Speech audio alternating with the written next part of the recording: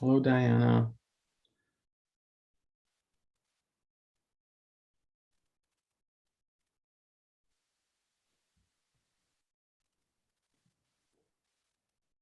All right.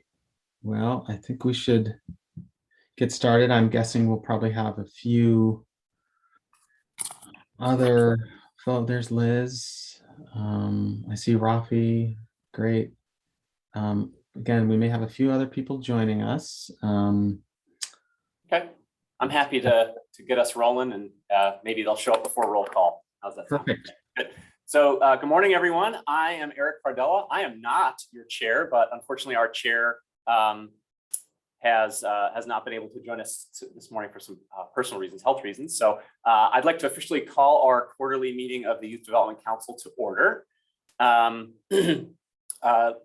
As we kind of roll in, I want to do a land acknowledgement. I think Melissa might share in chat some map of our tribes, but I really want to acknowledge, and for all of us to just really acknowledge the many tribes and bands who call Oregon their ancestral territory and honor their ongoing relationship between the lands, plants, animals, and people indigenous to the place we call home in Oregon.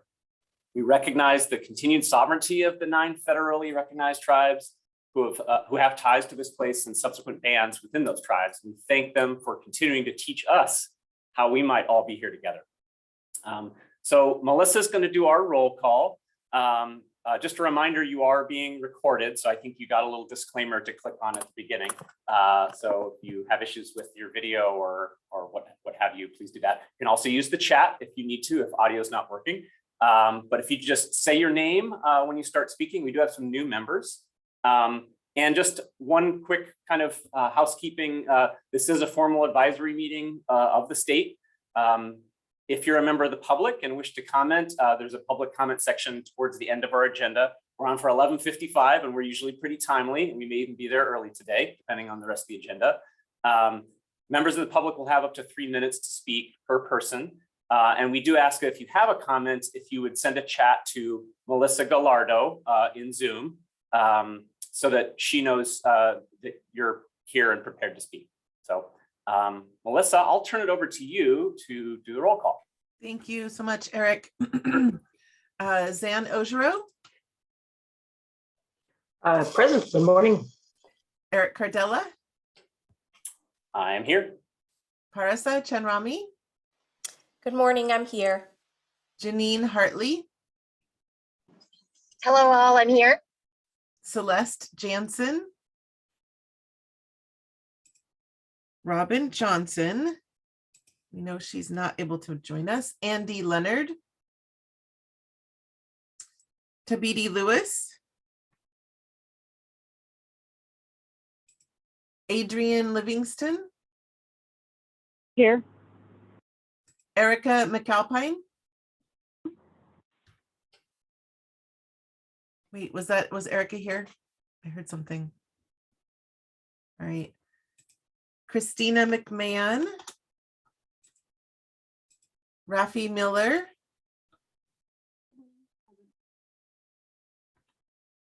Rafi, we couldn't hear you, but we see you. I see you, Rafi. Oh, your audio is not working.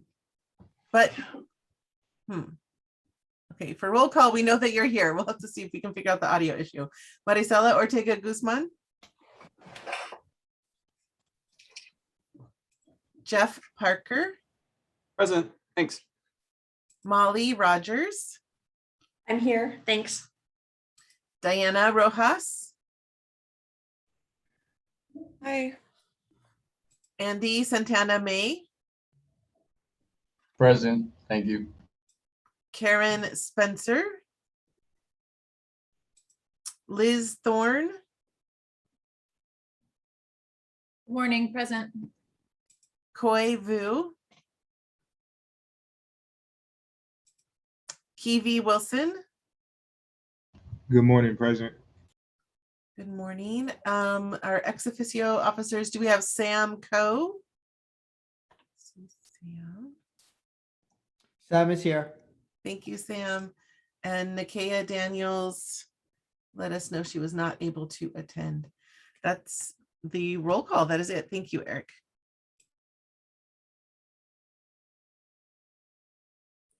think it's over to you, Brian. Is that correct?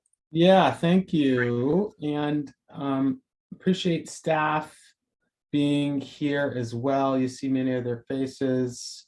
They'll be introducing themselves a little later, just because many of them have a speaking role in today's meeting or presentation role. So you'll hear from, I think, just about each staff member in some way, shape, or form throughout the meeting.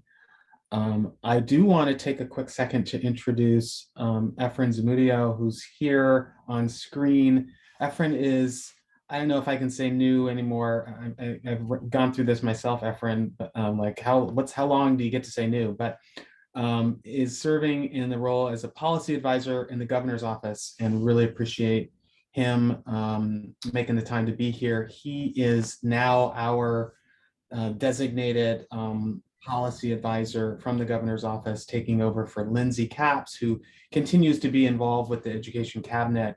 But Efren is now our kind of day-to-day contact person, and I've had the pleasure of meeting with him on a weekly basis and sharing a bit about the council and about the work of the council and the division, and just appreciate that he's making himself available for today's meeting. Efren, I'm going to turn it over to you to say a few words. Yeah, good morning, everybody. My name's Efren Zamudio. My pronouns are he, him, and I'm the governor's deputy education policy advisor, almost 3 months in, so I'd say that's fairly new still. It's just been a pleasure to work with Brian and Cord and everybody else at YDD as I get up to speed and think of ways to bring them in, like in the Education Recovery Committee of the RJC, which I kind of take the lead on from our office.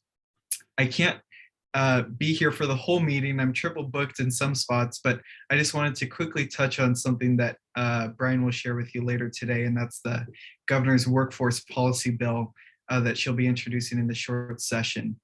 This is a huge investment in our workforce that is in desperate need of it. I'm sure many of you have read the countless articles talking about this topic.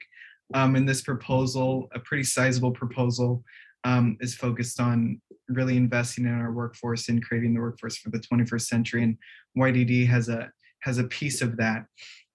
So you'll hear more later, but I just want to put out there that, you know, as we enter into the legislative process, there will be ample room for many of you, if you so choose, to engage in supporting this piece of legislation, joining testimony, providing written testimony, but also a really important piece of this is sharing stories of successful work that is already going on in terms of workforce or youth re-engagement, and sharing those with legislators to kind of prove that this is something that we should invest more in and dedicate more time and resources to. So I will be the point person for that in terms of this membership, and I can work with our legislative team and Jennifer Purcell, our workforce policy advisor, on that. So after I'm done speaking, I'll put my email in the chat.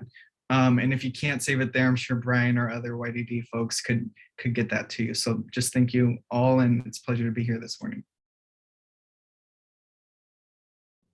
Thanks, Efren. Yeah, really appreciate it. Yeah, as a part of the director's report, I will share a little bit more on this proposal. Future Ready Oregon is what it's called. So you'll hear more about that a bit later. And yeah, it's been really exciting to be able to share that. And it's kind of come together, frankly, pretty quickly over the last several weeks. So more about that and some general other updates from the Racial Justice Council, which is the RJC. So thanks, Efren, for that. Eric, do you want to move us to the next item? Yes, if I can get myself unmuted here. Sorry about that. Yes, so our next item on the agenda, we're going to do an RFA update. So I think Cord is going to kick us off. I will. Hey, good morning, everyone. This is Cord Bucher, YDD Acting Chief of Staff, and I'm going to be presenting this morning about the recently completed RFA process for the 2021-23 youth grants. Before we get into the slideshow, we're actually going to start with, we have a couple of videos, we'll share another at the end, from one of our new grantees. Melissa is going to get that queued up and share it with the group. And I'll just note this is These videos were produced by students. It's their own words about their experience with re-engagement program in Northwest Oregon. This is Northwest Oregon Works re-engagement program. Both students were working on their GEDs at Clatsop Community College and working with a student success coach there. And so we'll start out letting them share their story.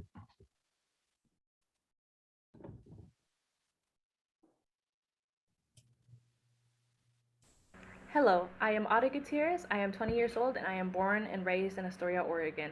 Before I came into the GED program, I was struggling to balance work, high school work, and trade work. I say trade because I am a seamanship student at Tongue Point Job Corps.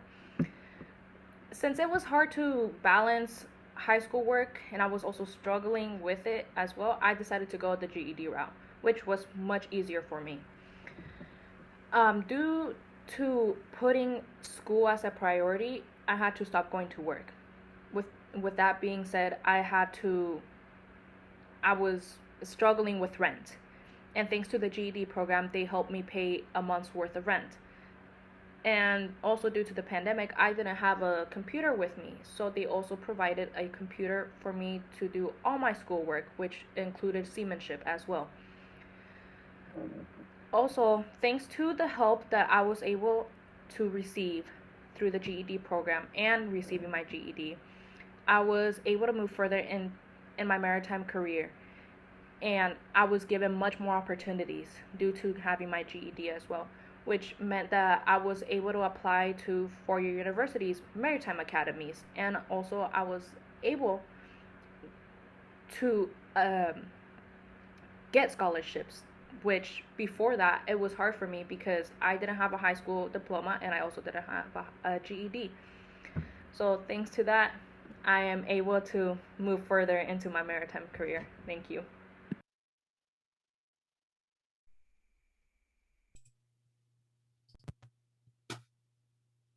Great, thank you, Melissa. And then do you want to cue up the slideshow? I do, as soon as I can figure out my sharing. Can you see that? It's showing, yes, thank you. All right, we'll go ahead and move to the next slide, please. Maybe we will. Hang on one second. There we go. All right, so again, this is Cord Bucher, YDD. I'm going to just let you know what we're going to talk about in our presentation today. We're going to give you a recap of the RFA process, talk about the 2021-23 list of awardees. Looks like a word disappeared there. Provide an overview of award statistics, and then talk a little bit about our new process and the successes and opportunities for growth that we've had or have identified from that. And then we'll end with some highlights from more of the new 2021-23 grants that some of the grants team will share a little bit about the folks that they're now starting to work with. If you would please submit questions in the chat. We're going to address these near the end of the presentation, but because we're trying to cover a lot in a short period of time, it'll just help us move through. If you just drop your question in the chat and we'll go back through and address them in a bit. Next slide, please. All right, so here's a recap of our timeline. So, essentially we started back in March. We presented our initial plans to the council, got those approved. In May, we launched our 2 RFAs. So youth grants consists of the Community Investments RFA, which funded 4 different initiatives, and Re-Engagement Opportunity Grant RFA. In June, we presented the review award and appeals process to the council, and that was approved. And in July, the applications were due and we began the review process. That review process took us into September when we completed that evaluation. In October, we announced our intent to award. There was a short protest period and then a final awards announcement. And since October, we've been distributing grant agreements and have started grant negotiations and programs are underway. Next slide, please.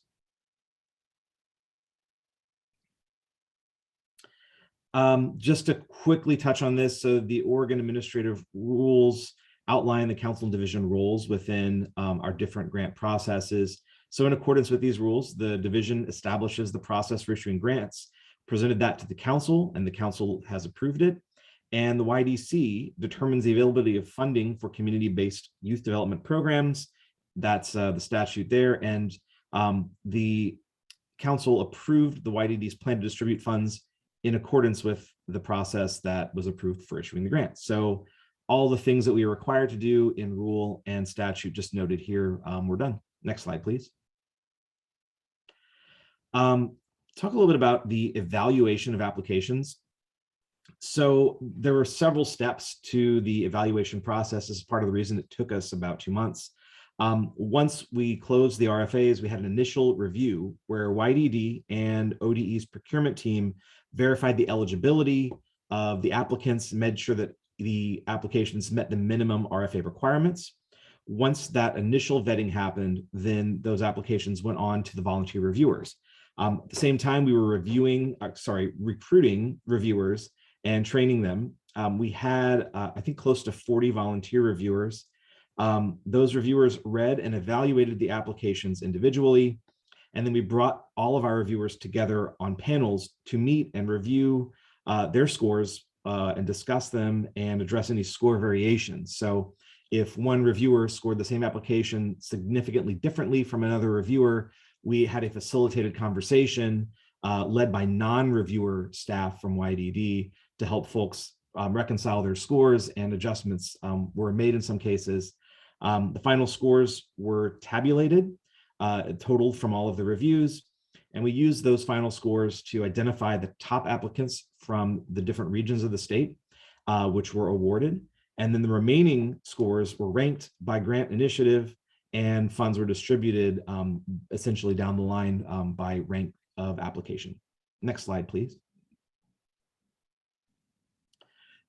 Just to quickly recap the Youth Grants Initiative. So community investments consisted of the Youth Promise Grant, previously Youth and Community. This is the broadest grant, serves young people ages 6 to 24, generally focused on existing youth development programs. The Youth Solutions Grant, previously known as Youth and Innovation, serves that same age range of 6 through 24, but is the place where we sought to fund new emerging programs, as well as systems change efforts that might differ from the traditional direct service focus of grants. Youth Workforce Readiness Grants serve young people ages 14 to 24, really focused on career exploration, workforce readiness, and employment training. Youth Violence and Gang Prevention serves youth full age range of 6 to 24, really focused on outreach and positive youth development activities to reduce the risk of youth violence or gang involvement. And then the Youth Re-Engagement System grants, we had a youth, Re-Engagement Opportunity Grant, serves youth ages 14 to 21. The new age range has not yet been implemented. So right now, re-engagement grants are still serving the 14 to 21-year-old age range. And these are direct service re-engagement focused grants. And just a quick note that the re-engagement collaborative grants are being redesigned from last biennium, and we anticipate launching another round of funding with the remaining re-engagement dollars in spring 2022. Next slide, please. I'm not going to read the lists of awardees, but I'll leave each of these up for a few seconds so you can just scan it. This list has already been shared with the council. The slideshow will be available after the presentation, so you can take a look, but we've just got the lists of awardees by initiative here. So here's the Youth Promise Awards. As you can see in these, the regional awards are pulled out first, and those are at the top in the grants that had regional awards, followed by the ranking of the rest of the funded applications.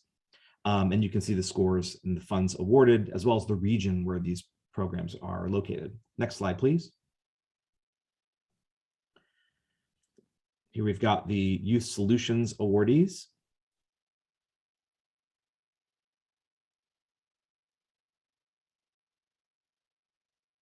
Next slide, please. So Youth Workforce Readiness Grants.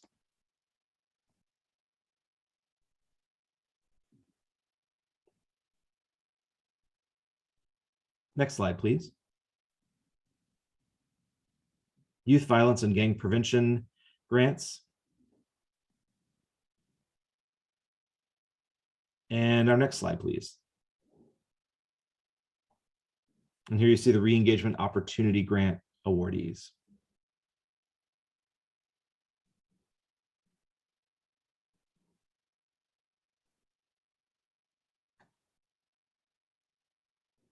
All right, can we go to the next slide, please? And I know we moved through those quickly, but again, you have that information available, and it'll be available in this slideshow after the meeting. Now I'm going to get into a little bit of a breakdown of applications and awards. Some of this info on this slide we shared previously. So in the community investment grant applications, we had 226 applications submitted, of which 203 passed the initial review and moved on to be evaluated by our reviewers. 128 organizations applied. Total request of eligible applications was $30.4 million. And you can see a breakdown of applications by initiative showing how many were submitted and how many passed initial review. The re-engagement applications, we had 36 submitted, 33 passed initial review. 36 organizations applied. 17 of those actually also applied for one or more community investment initiatives. So we do have some organizations that are funded with community investment grants and re-engagement grants doing different services. Total requests for re-engagement was 6.8 million. Next slide, please. So this slide, this table, I'll just walk you through it briefly. Here's an overview of our awards. This first table at the top is community investments. This shows you the 4 different types of community investments, the total funds awarded, the number of grants that were made in each, the percentage of awarded CI grants, so that is the percentage of the total community investment dollars that are awarded to each of these initiatives, and then, the percentage of grants in terms of the count of grants, and the next column is the percentage of awarded funds. So, for example, the Youth Promise grant, there are 37 awards, which is 38% of the total awards, and the $6,071,747 represents 43% of the community investment funds. So this just shows you how those funds broke down. The next table below that shows you the total for community investments, which was a little over $14 million and 98 grants. And then you see the re-engagement opportunity grant there, which is a separate funding stream, 6.7 million. And the last line there is the youth grants total. So that's community investments and re-engagement combined. So in total, between those 2 initiatives, youth grants, we funded almost $8 million for 131 grants. And that is that's the new portfolio there. So next slide, please. To talk a little bit about the regional awards, I'll just we don't go into much depth in this slideshow, but to recap the regional grant process, we identified 11 regions of the state. We'll show that on the next slide. And we wanted to ensure that as a means of getting more geographical representation among our awardees, we awarded the top scoring application from each region within the community investment grants outside of the gang grants. So the top application among the workforce solutions and promise grants for each region was awarded. In some cases, there was a tie for the top application, and so both were awarded. And we awarded the regional winners before we moved into ranking the rest of the applications as a means of trying to elevate the top programs from each region of the state. So within community investments, there were $2.2 million that went to regional winners. There were 15 regional winners. So out of 11 regions, that means there were a few ties. The percentage of all community investment initiative grants was 15%, and 16% of the funds went to regional winners. Within the re-engagement opportunity grant, there were 8 regional winners. That was about almost a quarter of the re-engagement opportunity grant funding went to the top regional applicants. And we'll talk a little bit more about this breakdown in a bit. Can we go to the next slide, please? This is a little bit more detail on how the funds break out, essentially looking at the percentage of the total funds requested among each of the different initiatives, total applications, the total amounts awarded, and how those percentages break down. So this is just some additional information. if you want to take a second to review, I'll pause for a moment. And if you see anything you want to ask questions about, you can just drop that in the chat if you would, please.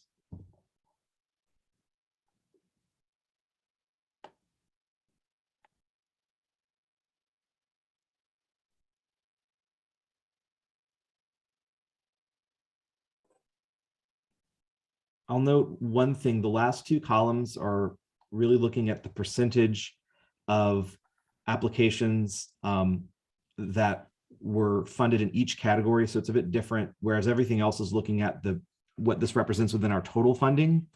That second to last column tells you that, for example, in the community investment awards as a whole, 48% of our applications were funded, meaning 52% of the applications did not receive funds because we exhausted what we had available.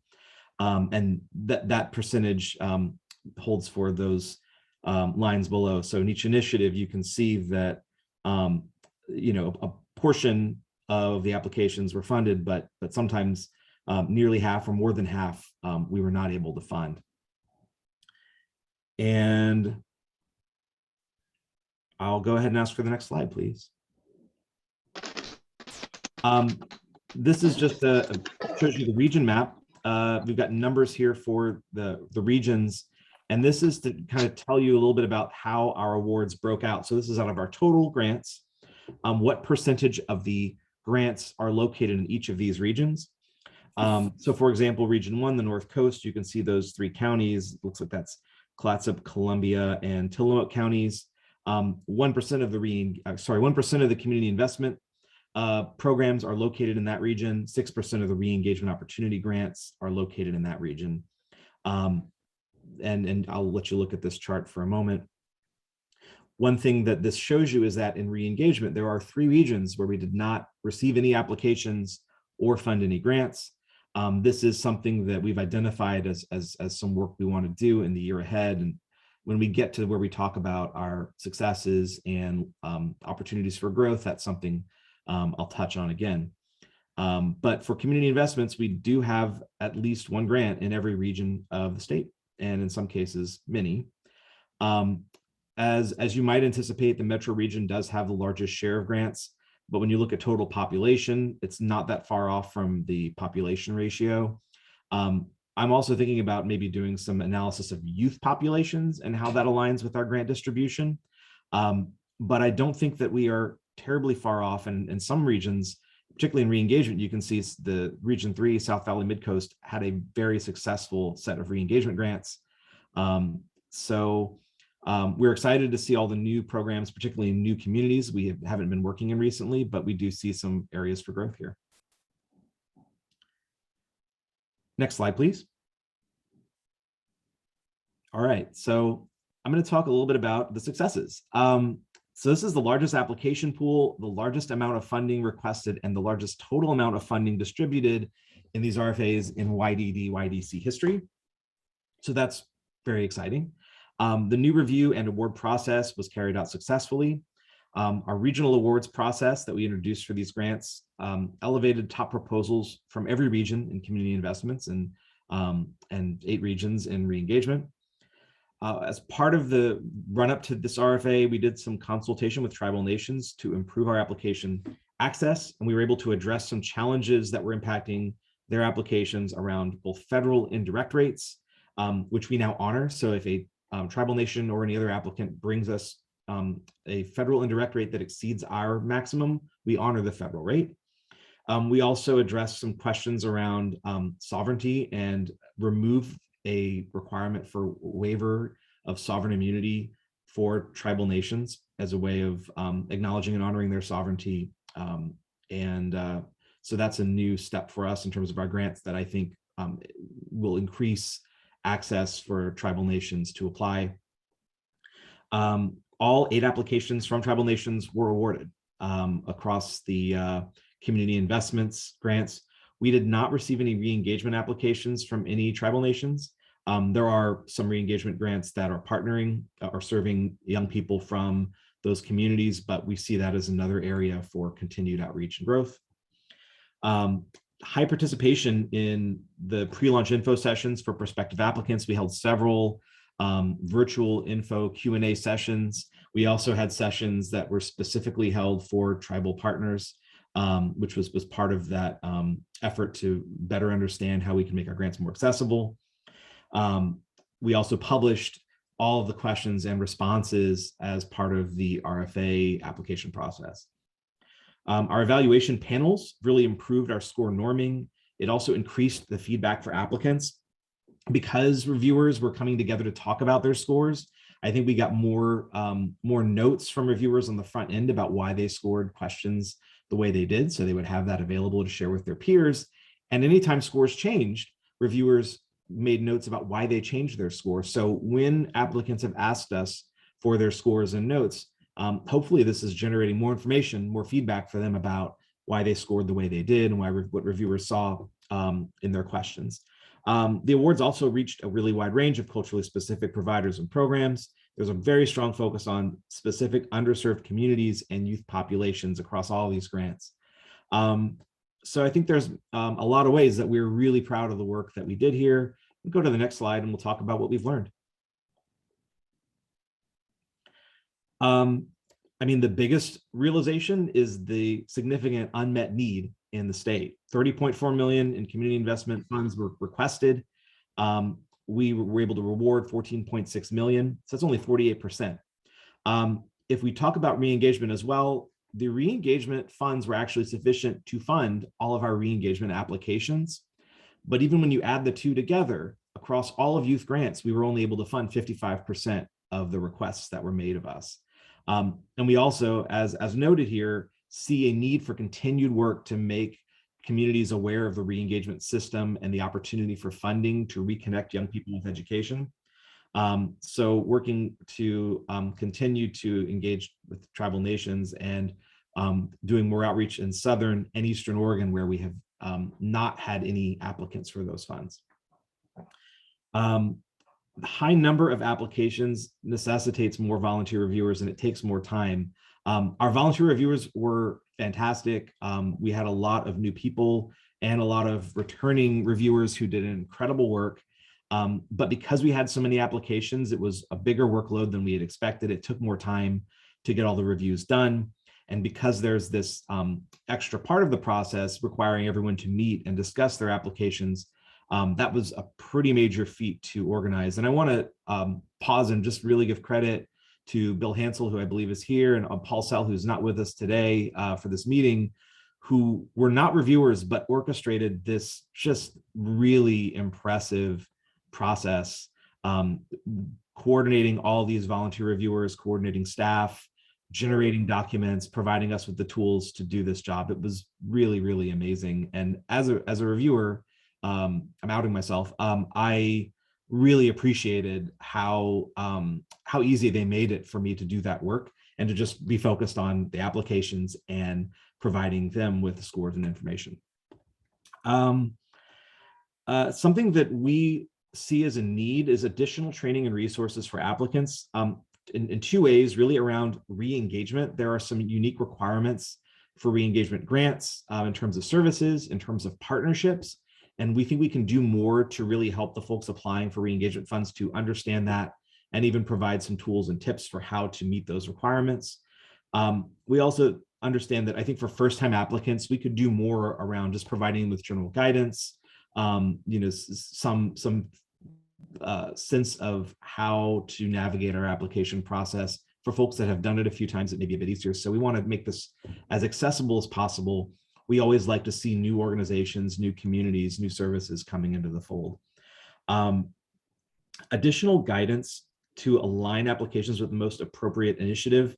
This just means in a couple of cases, applications might have fared better if they had applied for different funding for the types of services they were pursuing. And I think there's ways that we could help to steer applications a little more. And so this is just something we want to do. I think that we just want to do things that will benefit and provide the best opportunity for good programs to score well when they're in the right place. And one thing that we've been talking about, just reflecting on how we ensure an equity focus in these grants, is assessing, implementing, or really re-implementing data indicators around equity and need. For folks that have seen our grants in past biennia. We used to have something called indicators of need that was a part of the application. We no longer use that tool. It's really focusing on data that would help to elevate applications. But we may be considering ways of bringing that in just to really ensure that we're funding the programs that are meeting the greatest need around the state. I'm going to ask for the next slide, and I think this is the time for questions. And I see Eric's hand is up. I got a few things in the chat. So Eric, I will call on you first. Okay, great. Thanks, Cord. Thank you for the presentation and also for sending out the list in advance. You might have mentioned this in terms of our grantee profile, but that last slide prompted it talking about first-time applicants. Do you have even anecdotally some data, or maybe it was in your slides and I missed it, of what percentage of our grantees are new to the division's portfolio versus how many have maybe been, have received support before for other projects? You've caught me. We usually have that data, and I actually don't have that handy, but I can get that and share that back out. It'd be interesting.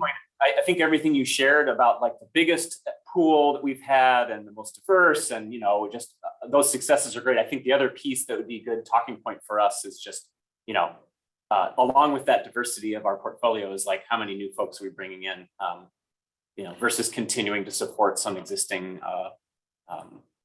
investments. Right, definitely. I think the majority of applicants that overall were past awardees, although I do believe at least a few organizations who were not funded last biennium have returned and applied and were funded this biennium. So there's a little bit of turnover among folks who have been funded by YDD grants historically. But there were some new organizations that were funded, both some new organizations who applied and many that were also successful. But the majority of our grantees are organizations that have received funds from YDD. The solutions grant was, I think, really tailored for that. And I believe that there was some success in really steering new organizations and new programs in that direction. But I could figure out a way to get some data on that and get that back to you. Yeah, great, thanks. I'm going to scroll into the chat here and try to make sure that I don't miss any questions. We have a couple questions in there, Cord. Can you see them? I can read them. I got to make the chat bigger because that is causing me some scrolling brain damage. So I think the first question about this is from Zan on the council. Can staff determine best fit of initiative grant opportunity when reviewing minimum qualifications rather than the applicant only choosing which initiative? I mean, I don't know that I could sort of give a yes or no answer to that. I think that is possible to do. I think one challenge is that there's maybe some programs that may fit in more than one place. And I think that's kind of why we did not have a more funneled way of applying. That there are projects that might fit both workforce readiness, but also might make sense as a promise grant. I think that the way to do that would be to make some more tweaks to the different initiatives and find ways of really being more specific around certain requirements for each one that would not overlap, so that it would become a little more apparent. But I think that would be a good approach, is like, how can we make it harder to send your application to the wrong place? So I think the answer is probably so. Question from Molly: from the applicants that were not funded, how many have reached out for feedback on the process? Has there been any feedback from grantees or applicants? Yes, Molly. So Paul actually did manage the responses to organizations that both, we had a few that submitted protests, but essentially, we did not have any successful protests. A lot of it was just seeking information, trying to get their scores, trying to see where they landed within the overall scoring, wanting to see comments from reviewers. I think that the thing that was really tough for us and for some folks that were not funded is that these were very, very competitive grants because of the number of applications. I mean, if you look at the scores for the workforce readiness grants, for example, the lowest funded application got 380 out of 400 points, which is, roughly like a 95%, score, where you're really getting almost perfect scores from all three reviewers to be funded. There were great programs that just didn't make the cutoff, and that was really because we had limited funding. So some of that conversation was just helping folks to see that there was nothing wrong with their application, that reviewers actually really liked what they were proposing, but the limitation was in fund availability. So again, that was like, I think that's why we put that at the top of the things we've learned, is that like, there's amazing work happening that we just do not at this time have the funds to support. But I think that will be something we want to point at as we talk about our budget, is that there's demand, there is need that exceeds what we are currently able to address. In terms of feedback from grantees or applicants, I think that the feedback often aligns with the results that the applicant has had with their application. I think that generally speaking, a lot of the feedback that I have gotten that has been positive is around, the SM Apply system, our application, and the transparency in terms of being able to get access to scores and information. I think that the less favorable feedback has generally been about frustration with not being funded, which we totally understand. And it is frustrating for us too to not be able to support really important, really good work that we know is happening out there. I don't see anything else, but I can open it up if you want to ask questions on audio. That's fine too.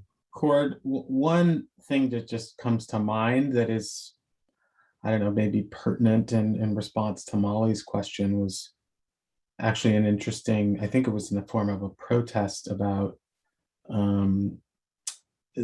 that and Paris, I see your hand, so I'll be fast here, that one organization protested, and also asked a question about why more or all of our funds weren't going to just community-based nonprofits. That there was this kind of question and concern about how some of the dollars were going to different kinds of entities, whether those be school districts or schools, or maybe a workforce board, or just like different, counties, right? Your dollars should be going to nonprofits, was essentially, I think, the point. And by statute, there are a whole host of eligible entities for our grants beyond just nonprofits. But it was just an interesting point.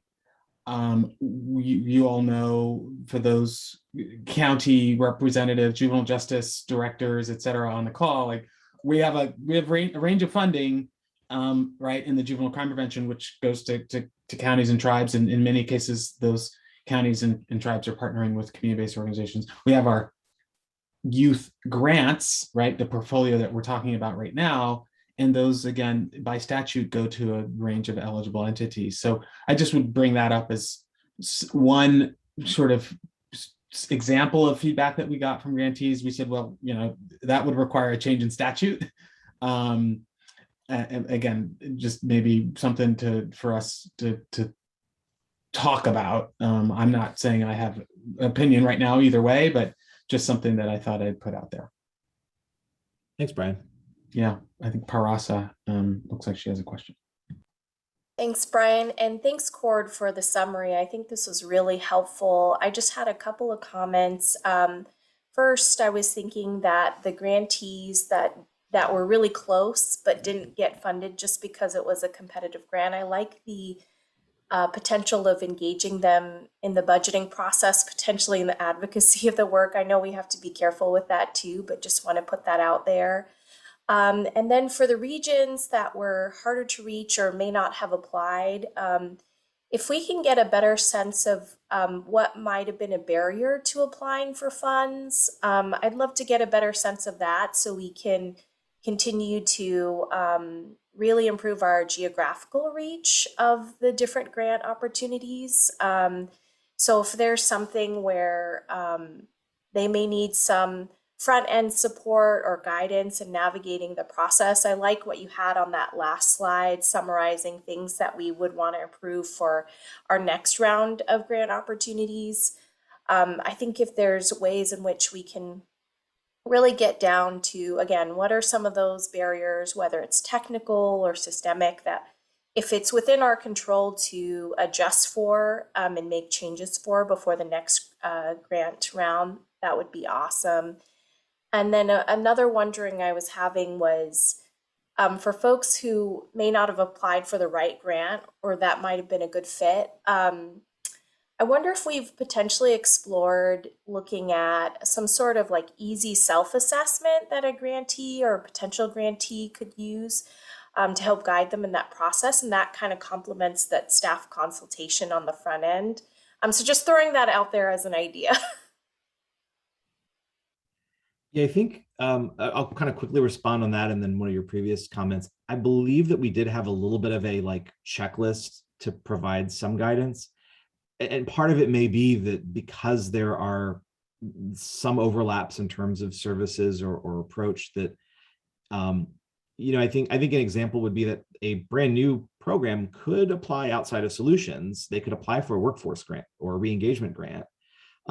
But if you applied for a workforce grant, it was highly competitive. Whereas if you had applied for a solutions grant as a new organization, you might have had better odds. So I think there was maybe just, I think that there could be maybe more, a tool I think makes sense, but also just like, as we do our initial info sessions, just, I don't know about coaching, but just really being a little bit more explicit because folks ask for a lot of guidance. And honestly, like, you know, we have to maybe be cautious. I mean, I don't want to say, well, you should apply here. That's really going to help your odds. But I think that we could, rather than saying that, say, it will make the most sense for you to apply here if you were doing X, Y, Z, or if you fit these characteristics. And a checklist to me makes sense. I was actually right before this meeting on a call with one of our community investment grantees in Southern Oregon. And I talked with them a little bit about like, you know, we need to get out there and talk to folks about re-engagement. And they brought up just the challenges that high schools in their area are having. So I think part of the answer is just like, it's just like the, you know, maybe not boots on the ground, maybe it's like boots in Zoom, but really just reaching out to the folks we already have connections with and just saying, hey, we really need to know who we need to be talking to in these communities and just being a little bit more, you know, I don't think aggressive is the right word for it, but really like pushing harder to reach folks and make them aware of the opportunity. Sam, you have a question? Hi, Cord, and then please don't take my comments as criticism or whatnot. But the issue of not, you know, not all geographic areas being represented is not a new issue. You know, it's with other grants too, and so I think perhaps it might be time to systematize and relook at how all the grants that YDD does and so forth, because we've discussed this previously, like, you know, how certain areas of the state are not represented or not getting awarded. And it's just not this particular grant, but then for other grants also. So I'm just thinking perhaps it's time to relook at how, you know, the outreach is done. Not just for this grant, but for all the grants YDD has. Sure, thanks, Sam. No, I mean, I think that that's a very fair critique. You know, and I think that just, I'll quickly say that for the re-engagement grants with regions that had no applications, if an organization had applied, they would have been the only applicant in that region and would probably have been funded. So, you know, I think that part of the awareness campaign is saying, hey, like, we want to elevate the best work happening in every part of the state. And hopefully I think the regional award model is a way to reduce one barrier that folks might say, well, I don't want to compete against these other bigger areas with grant writers and so on. Like we're you know, you're right, that we can do a better job with the outreach. And I think that we can continue to refine the scoring process to try and just remove barriers for folks. And so they're both aware and feel confident that their program would get a good look. I know that we may be running short on time. If there are any other questions, maybe we can take one more. Otherwise, oh, Celeste, hey, please go ahead. Hi, Hi there, Cord. Thank you for sharing. This was really interesting. It also just strikes me that some of these challenges that we are talking through are not necessarily challenges to be solved, but just a part of the work and something to note and to continually think about improving on. But like in terms of applications and competitiveness and where to apply in order to be the most competitive, we don't really know what we get until we get them. And so we might think that there's less applicants in one pool, but that might shift from year to year. And I know that other funders as well, like the Portland Children's Levy, deals with this all the time in terms of how applications come in and what things look like, and knowing that nonprofit services shift, or nonprofits have a choice of the many things that they do, what to apply for. So I think that all of these things, they're helpful for the council to think through, but they're not concerning to me. And I did really appreciate Sam's comment about just thinking about how we can really improve the geographic outreach, and maybe think about it holistically to try some new strategies in this next biennium. But I also know this is something that other funders in other parts, not just the YDD, but other funders as well, are always thinking about and also working on. So it's bigger than just us as well. Thanks. Yeah, thank you, Celeste. I'm going to now turn it over to my colleagues to share a little bit about some of the grants that they are working with.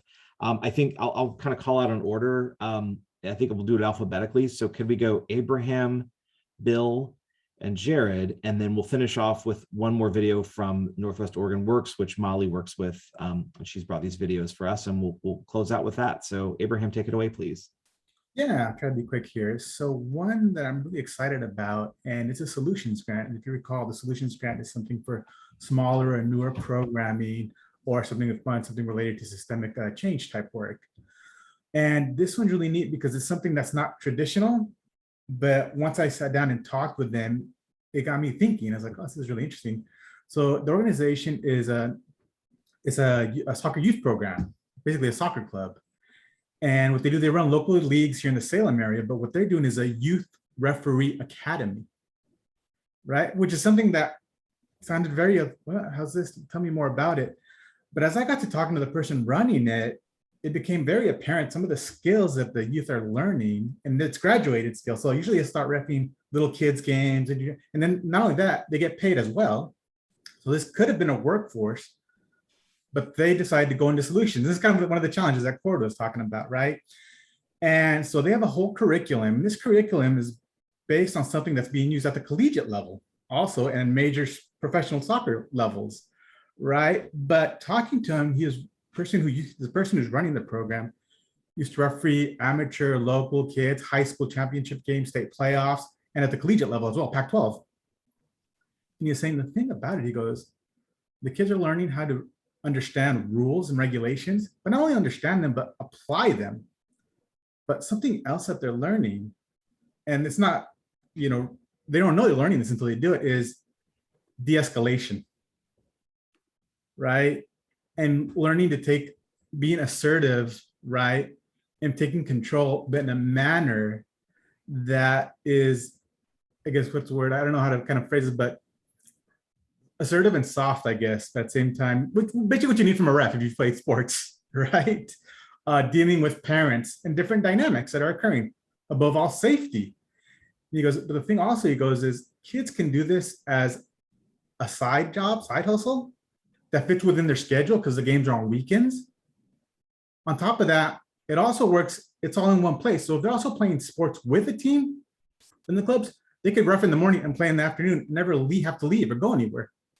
Right? We provide them with all the skills, the training, the uniform, right? And he goes, but if they wanted to pursue this as a kind of a career track or something they do as they continue going forward, whether it be high school, college, whatever, it's very flexible with them. And I'm like, this is really interesting. I'm really glad you did this in solutions because I think this is the appropriate place where you apply. Trying to really focus is increase youth Latinos and have more young women involved, right? And I'm like, oh, this is awesome. I'm like, Okay, so now I'm just like the grant manager, and he's like, I can't wait to read the reports on this.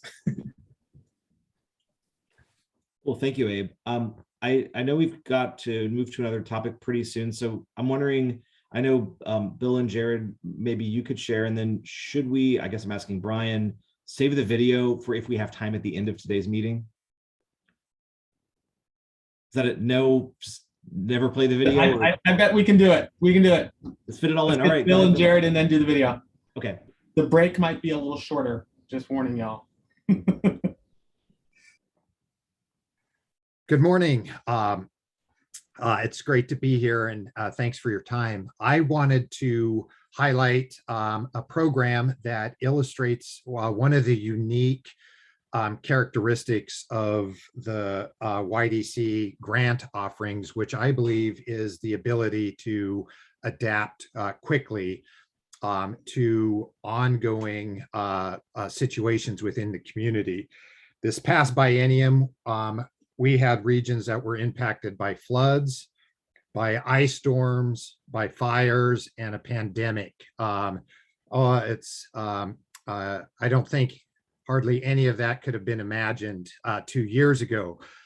The agency specifically I want to highlight is called the Maslow Project. Started in 2009 out of the Medford area. And as its name would indicate, really is focused on this hierarchy of needs that you might have been familiar with in past studies, but addressing basically the basic needs with the understanding that it's very hard for youth to learn or develop positively if they're facing housing, hunger, and other issues like that. What's specifically neat about the grant award here is that they're an expansion program. So they fit within the promise, and they're moving into the South Jackson County area. Primarily, that would be geographically around the Ashland area. But as you might recall, that area was impacted by one of the nation's largest fires, the Alameda fire. They, even before the fire, were facing between 0 and 1% of renter availability. So a rental vacancy of between 0 and 1%. So next to no available housing. Then the fire destroyed 1,200 properties, many of which were affordable housing units. So in terms of housing and youth experiencing houselessness, that area is in crisis. And to me, this just illustrates that this was something a grantee of ours took upon themselves to meet a need in a local community and expand. And this is something that happened within a time frame that can actually make an impact in that area, as opposed to some other longer processes to address that need. So that's the Maslow Project. There's a lot more about them, a neat organization, but I thought that it illustrates one of the strengths of our grant making process to address need almost immediately.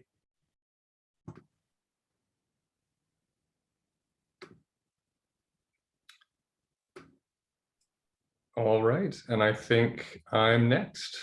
Hi everyone, Jared Shaw here. So I will be talking about the Bright Futures Umpqua program at Umpqua Community College. And this is a workforce grant that will serve students to build career readiness skills in Douglas County through a couple of initiatives. So one is called the Expanding Horizons Camps. And in talking with the grantee at our first meeting, these traditionally have been one-week camps that were designed to highlight career areas, specifically in manufacturing, technology, trade, healthcare, entrepreneurship, natural resources, auto technology, and agriculture.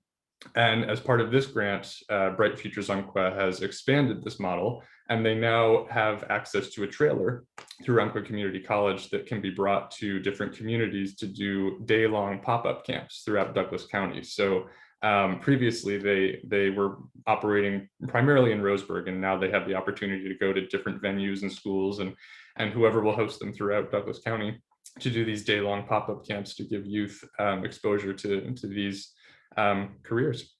And part of the program also will be expanding a pre-apprenticeship. So they are currently building out pre-apprenticeship opportunities for high school students to explore apprenticeships in electrical, plumbing, construction, and manufacturing.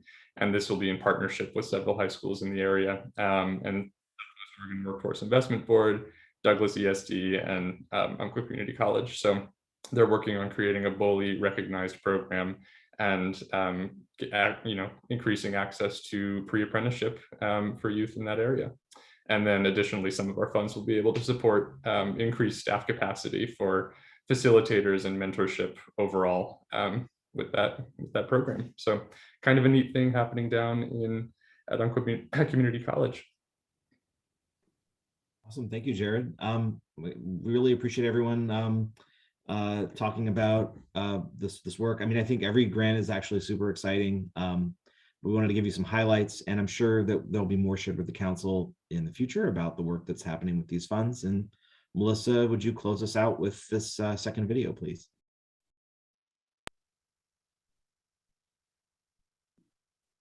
Hi, my name's Christian Parsons. I am enrolled in the incentive program from Logan Gardner, and he asked me to tell part of my story because he says I'm doing pretty successful, and I think I'm doing pretty successful too. So I'm going to start from the beginning. I'm a year and 4 months clean from meth and heroin. I got a chance when I got out of rehab to live at my sister's house. It didn't work out very well, and then I ended up moving to my aunt's house. And my aunt said that I needed to get my GED, and I definitely agreed with her because I didn't graduate high school, and I had tried to get my GED about 2 times before, but every time that I did, I was under the influence of some substance, and so I ended up getting into the program, and at first I had a little bit of trouble because I didn't have any internet because I live currently from where I moved from my sister's house to my aunt's house. I live out in the woods, so there's basically no internet access, and the internet access that there is ridiculously expensive. So the first thing that the college in Logan helped me out with was a hotspot, and to where I could have internet access out here to do all my GED schooling, which has been a huge help. Without that hotspot, I wouldn't have been able to do anything. Really, I would have to take a bus or something to the college every day, and that would, from where I live, that would be a really, really far drive. But I guess another way that this program has helped me is I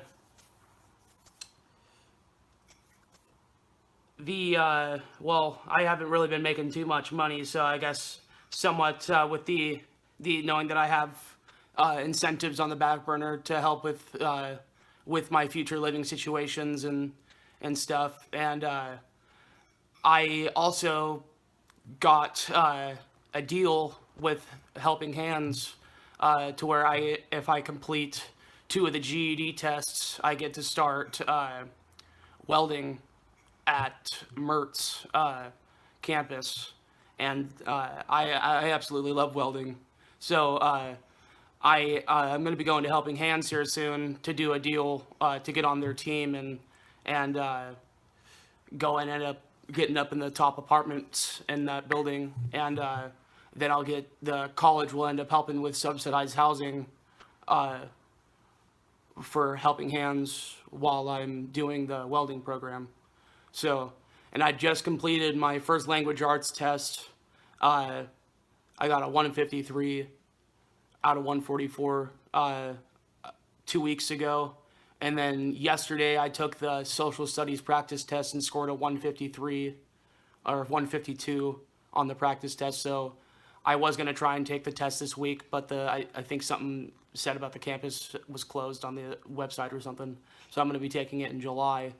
But as soon as I get that second test done, I get to go in to start welding. And, you know, ever since I was in high school, I always wanted to, you know, because I went through 4 classes of welding when I was in high school at South Albany High School. And that's when I fell in love with welding. And I never really thought that I was going to get a chance because I'd been on drugs for so long that I would, you know, get to pull out and, you know, eventually be in college. A year ago, when I was in rehab, I wouldn't have thought that, you know, now I would be going to college. But, you know, a lot of that support has come from Logan. A lot of that support has come from Vanessa and May, my GED teacher, and my aunt, for sure, my father, and most of all, learning how to, you know, push myself. You know, I wouldn't be here if it wasn't for any of those people. But anyways, I guess that's my story. I'll try and wrap it up. So I'm Christian. Thank you guys very much, and you guys have a great day.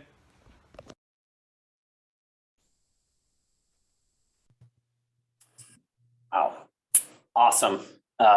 Thank you so much. Good decision, Brian, to play the videos. That fills our tank, certainly. So moving on in the agenda, we're just a time check. We're about 10 minutes, 9 minutes behind, if you want to say that. So Brian had mentioned maybe taking a short break in a bit, but first we're going to hand it over to Sanji and Anya, or Anya, I guess, to talk about our racial and ethnic disparities technical assistance update.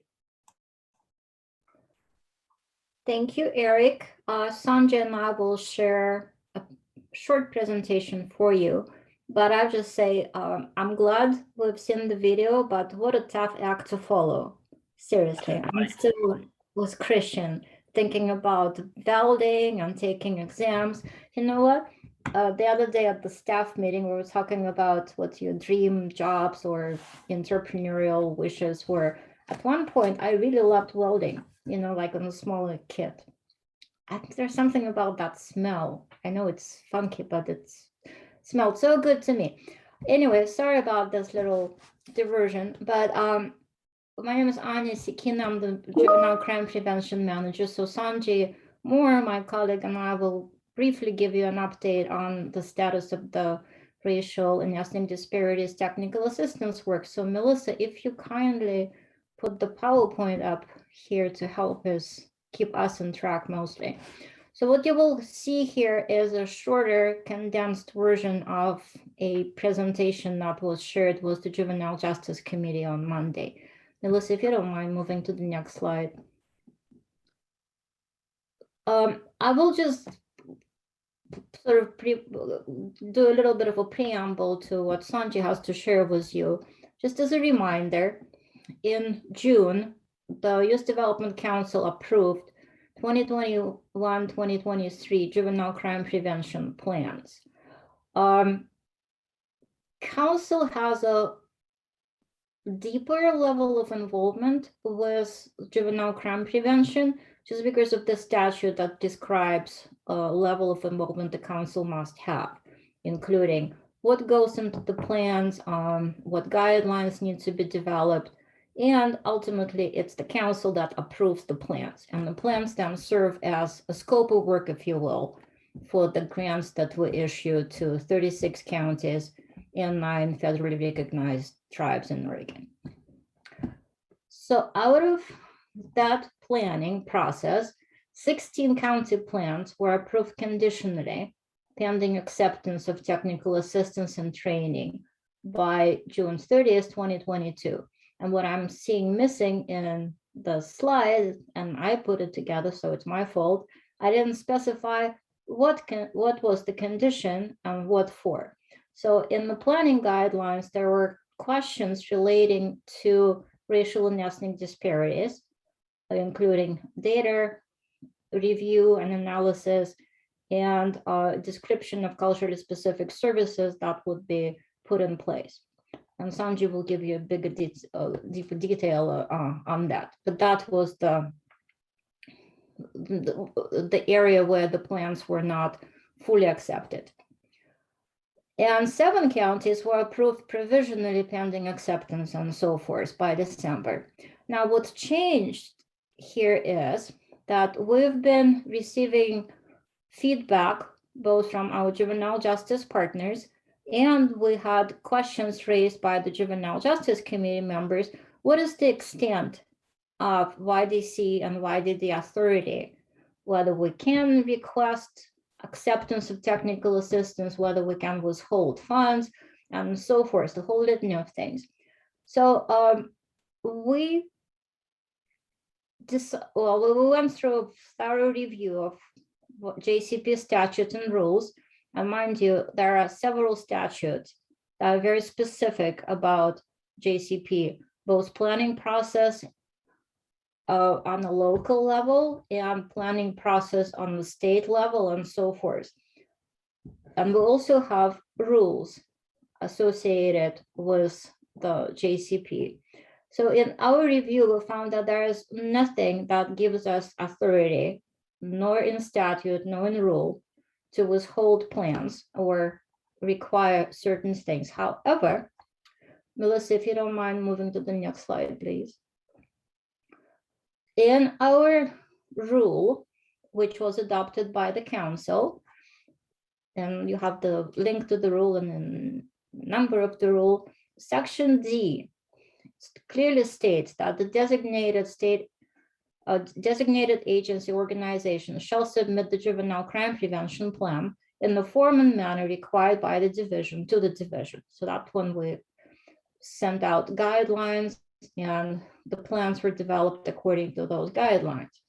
The division shall submit the juvenile crime prevention plan to the Youth Development Council for approval, which we did in June. The council, in its direction, approved the juvenile crime prevention plan or required the plan to be resubmitted.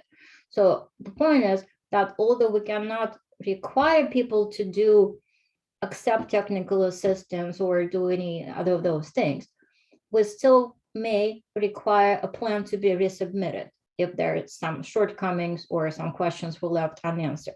So it is within the authority of both YDC and YDD.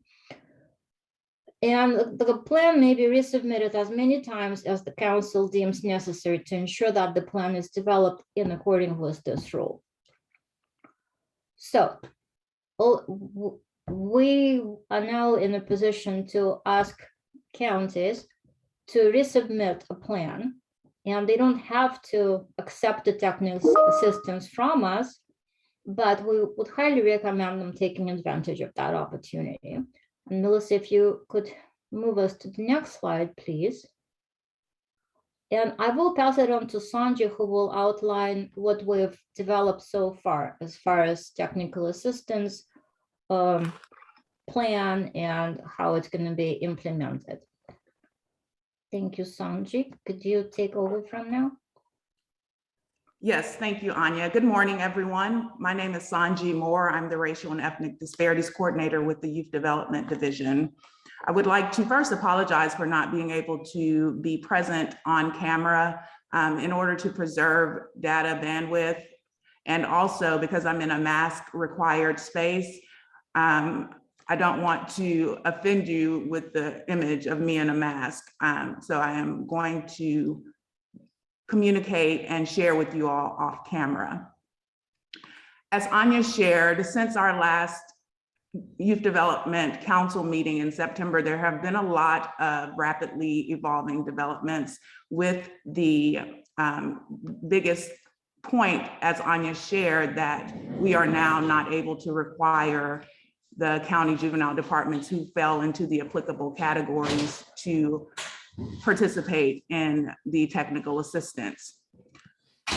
Just to give you a brief overview, on Monday, I shared with the Juvenile Justice Committee our proposed resubmission criteria. And we will, before I talk about the JJIS training, I believe it's in the next slide. Melissa, if you don't mind, please going to the next slide first. Next slide. I think it's been taken out. I wanted to allow you all to see the exact question. Melissa, if you could please go back. So my apologies. The next slide. Thank you. So we have developed a draft resubmission criteria. And the question that Anya alluded to, the exact verbatim prompt in the Juvenile Justice Crime Prevention Plan submission stated for the applicants to provide a description of cultural strategies, including racial and ethnic disparities identified in your data analysis and inclusion. And so as we wanted to develop this resubmission criteria in order to clarify how we came up with the original evaluations. And what Anya didn't share is that the counties who received, and what I shared with you previously as a reminder, the counties who received needs improvement were those conditional approvals, and the counties who received unsatisfactory were the provisional approvals. And the remaining categories were exceptional and satisfactory. So we wanted to make it easier for the counties to be able to respond to the prompt and provide some guidance so that it can help them to adequately develop their answer. So we just broke it down into overarching components of the question that you see listed there. In the 3 overarching components, we asked to identify and analyze racial and ethnic disparities in your local data. We asked them to describe cultural strategies, and then finally to explain how you achieve an inclusive juvenile service department, and that inclusion is represented by race, ethnicity, language, gender, sexual orientation, geography, etc. What will change is that we will include guiding questions that have been added to help the county juvenile departments have clear insight into what responses should include and how that resubmission will be evaluated.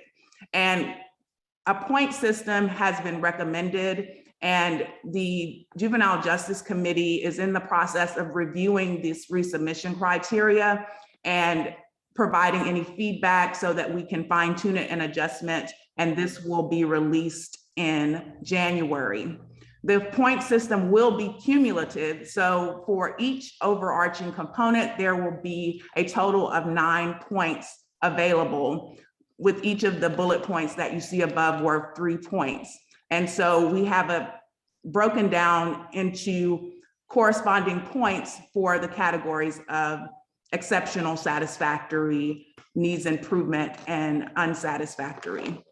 In addition, we will include resources with the resubmission criteria so that counties can have some type of tools and knowledge if they are lacking in order to help them develop their plan. And as an opportunity that is not required, again, they can participate in the technical assistance offered by the Youth Development Division. And that is something that hopefully will be helpful in the development of their response for those who choose to participate. Melissa, if you don't mind going back, please. Thank you. So one thing that has been overwhelmingly received is the fact that there is a need for training of the Juvenile Justice Information System Relative Rate Index Racial and Ethnic Disparities reports that are released each year by JJUS and available on the Oregon Youth Authority website. Since this information system was developed, it is my understanding that there have been no specific training or tools to help the reader, and they are broken down county by county to understand what the report means and how to analyze it, how to interpret their county report. So we have partnered with our friends at JJUS to host an initial data training. And this was discussed in our last council meeting, and we learned about the concept of the data walk. And in lieu of the data walk, for an immediate opportunity, we decided to do kind of an introductory overview so that we can help the counties to interpret their reports, look deeper. So I think it's an excellent opportunity for those who can utilize these reports in identifying and addressing any racial and ethnic disparities. So this has been scheduled for Friday, December 21st from 9:30 a.m. to 11 a.m. And we have already shared with the counties to save the date, and we are finalizing the formal invitation, and that will be sent out in the immediate future. Melissa, if you could forward 2 slides again. Sorry, 1 step forward, 2 step back. I feel like we're doing Paula Abdul here. No worries, Sanji. I'm just going to say, just for the audio record, it's Friday, December 17, 2021. It's correct on the slide. Is that not what I said? You said 21st, but it's okay. It's Friday, December 17th is when that meeting's scheduled. Thank you for correcting that. My apologies. Friday, December 17th. So one component for those counties who choose to participate in the technical assistance process after the JGIS data training, the next opportunity will be a meet and greet. And this may be adjusted for this Friday because of the new developments for the review of the resubmission criteria by the Juvenile Justice Committee. So we need to determine if this email will go out on Friday, but tentatively it was scheduled to be released to the counties this Friday to kind of give them their feedback on the question based on their evaluation and comments for the question, to give them an overview of the process, to allow them to introduce themselves and to just prepare for what's next. But the most important part now, since we are not requiring the technical assistance, is that we need to know who will participate in the technical assistance process. So if in fact the email goes out this Friday, the counties will have a week to express or decline interest in participating in the technical assistance process. Thereafter, we are going to allow them, those who are participating, to register for a meet and greet.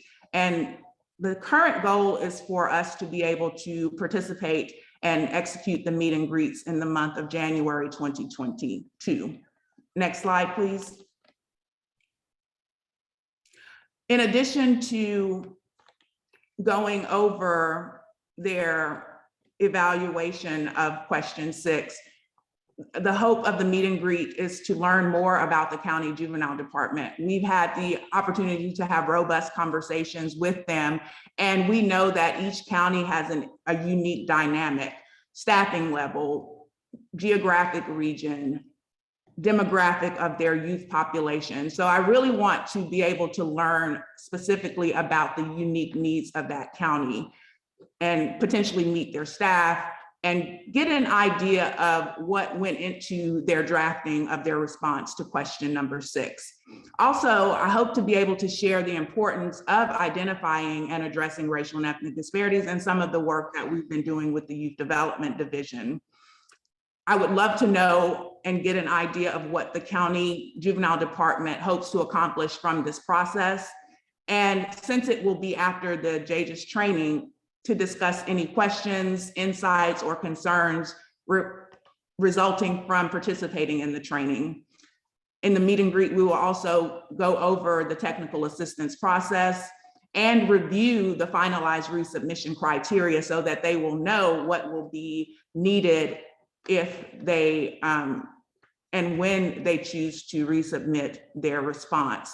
And finally, to schedule the first session of the technical assistance. Next slide, please.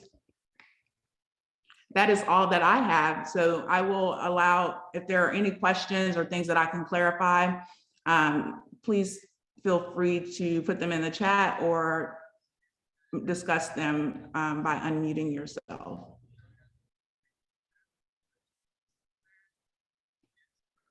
Thank you, Sanji.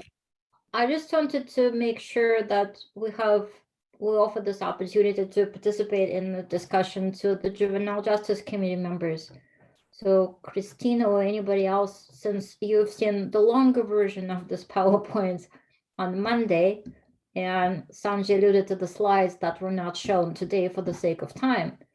And I just wanted to emphasize, we will share the redrafted resubmission guidelines with the Juvenile Justice Committee in January, and pending their acceptance of the resubmission guidelines, we will be sharing them with the counties that are expected to resubmit their plans. And I hope that's the timeline is clear on that. But there's going to be a lot of action happening in January. And also, I've been meeting with several counties and giving them feedback on their plans. So far, I have not heard any sentiment from anyone saying we don't need your technical assistance, we don't want to work with you. So far, everybody wants to improve, everybody wants to do better and work with the kids and serve the kids with to the best capacity they have. And it's a big lesson learned for us. We should have been offering technical assistance as we go. And that's a lesson learned. The next funding plan submission cycle, we will be helping the folks as they submit the plans, as they're developing them, not after they've been submitted. So thank you. And then have questions. And Christina, I don't know. Eric, you're facilitating the meeting. Yep. Well, I saw Christina unmute. So Christina, I don't know if you want to weigh in, and then I think that was Sanjay who was gonna go next. So and we have a couple of raised hands too, Parasa and Zan. Thanks, Melissa. Yeah. Go ahead. So, Christina, go ahead. Oh, thank you. I just wanted to say, and I'm sorry if I missed it, but when we met on Monday as the Juvenile Justice Committee, Sanjay, you emphasized that even if a juvenile department wasn't in the conditional or provisional ranking, that everyone was invited to participate in the technical assistance. Specifically, I'm talking about the December 17th JGIS work you're going to do. And then you also talked about trying to look forward with developing sort of peer mentoring opportunities with different folks involved with juvenile justice who have maybe had things they could share to help some of those counties that are trying to get their plans reworked a little bit. So I just wanted to say we did get the save the date announcement here at the Clackamas County Juvenile Department the other day. And I've already reached out to, I have somebody on staff who's a policy performance research analyst with our department. And she also she's been with us for several years, but she worked in the Marion County Juvenile Department. So she has a lot of experience and has worked really closely with the relative rate index data. And even though she doesn't work on Fridays, she's agreed to go and participate. Look, I'm still talking like we're not on Zoom. She will be on Zoom on Friday the 17th to be part of that training and listen in. And if she can assist other county juvenile departments, we're willing and happy to have her help. So I just wanted to say that this isn't just for really the juvenile departments that have the conditional and provisional. I think everybody has something, whatever department you're from, everybody has something that they can learn from the training. I know I will be encouraging other department directors to either participate directly or have their folks on their teams participate. So just wanted to make sure everybody knew that. And I think that this is an important first step. Really appreciate the work that's gone into making this happen. Thanks, Christina. So I don't know who was first, Parasa and Zan, maybe Parasa first. I think Zan was before me. Go ahead, Zan. Thank you. How polite. Go ahead, Zan. Thank you, Parasa. I have just a couple of questions. So are we expecting then resubmissions of plans from 23 counties at this point? And are the meet and greets going to be one-on-one with staff and one county at a time in order to really get to know them. It wasn't clear to me whether that was a larger group process or whether it was just one county at a time. Zan, thank you for your question. Yes, the meet and greets are one-on-one, and that is the opportunity for the counties who express interest in participating in the technical assistance process to develop that plan of how that will go. And again, as the slide shared, to learn more about their county and the work that we're doing, go over their previously submitted plan. So that is one-on-one, county by county, for those who express interest in receiving the technical assistance. The previous question that you asked about, what was your question? I'm sorry, I just went blank there. The first question you asked. That's okay. I was asking if basically we're expecting a resubmission of plans, or at least that section of the plan from 23 applicants at this point. Thank you for refreshing my memory. So as Anya shared, a county can resubmit their plan at any time for any reason, but it is our hope that in lieu of requiring the technical assistance for the conditional and provisional counties, that they will acknowledge our request to resubmit their plan instead. So that is the goal and the hope at this time for those 23 counties to actually do both, resubmit and receive the technical assistance. But again, the technical assistance is optional. Thank you. Go ahead, Parasa. Thank you. And I have my son here with me because we don't have childcare today, so we're having lots of fun here. But wanted to say thank you to both Sanji and Anya for just being responsive to the feedback we got from juvenile department leads, as well as our committee as well. We've learned a lot through this process and wanted to make sure to acknowledge that and all the work that's gone into just developing technical assistance and additional guidance and support, because I think it'll be helpful for our work moving forward. And I'm excited to continue the relationship building with our juvenile county department leads and the YDD team. It's really exciting to see even like just our common definitions that we're using, making sure we're on the same page, that that's further developed, and we have that shared understanding, and that only continues to help enhance the technical assistance we'll be providing, and improve like how we support folks in their racial equity work, and also while also acknowledging everyone's at a different point on their racial equity journey in their region. And so being mindful of that and tailoring for local context. So wanted to just give a shout out to the team there for their work on it. Absolutely. Thanks, Parasa. I didn't see any other hands raised or questions in chat. Is there? There's a question in chat from Molly to Anya. To Anya, great. Anya, do you see that? I do, and I will try to respond to the question in my next couple of minutes. Okay.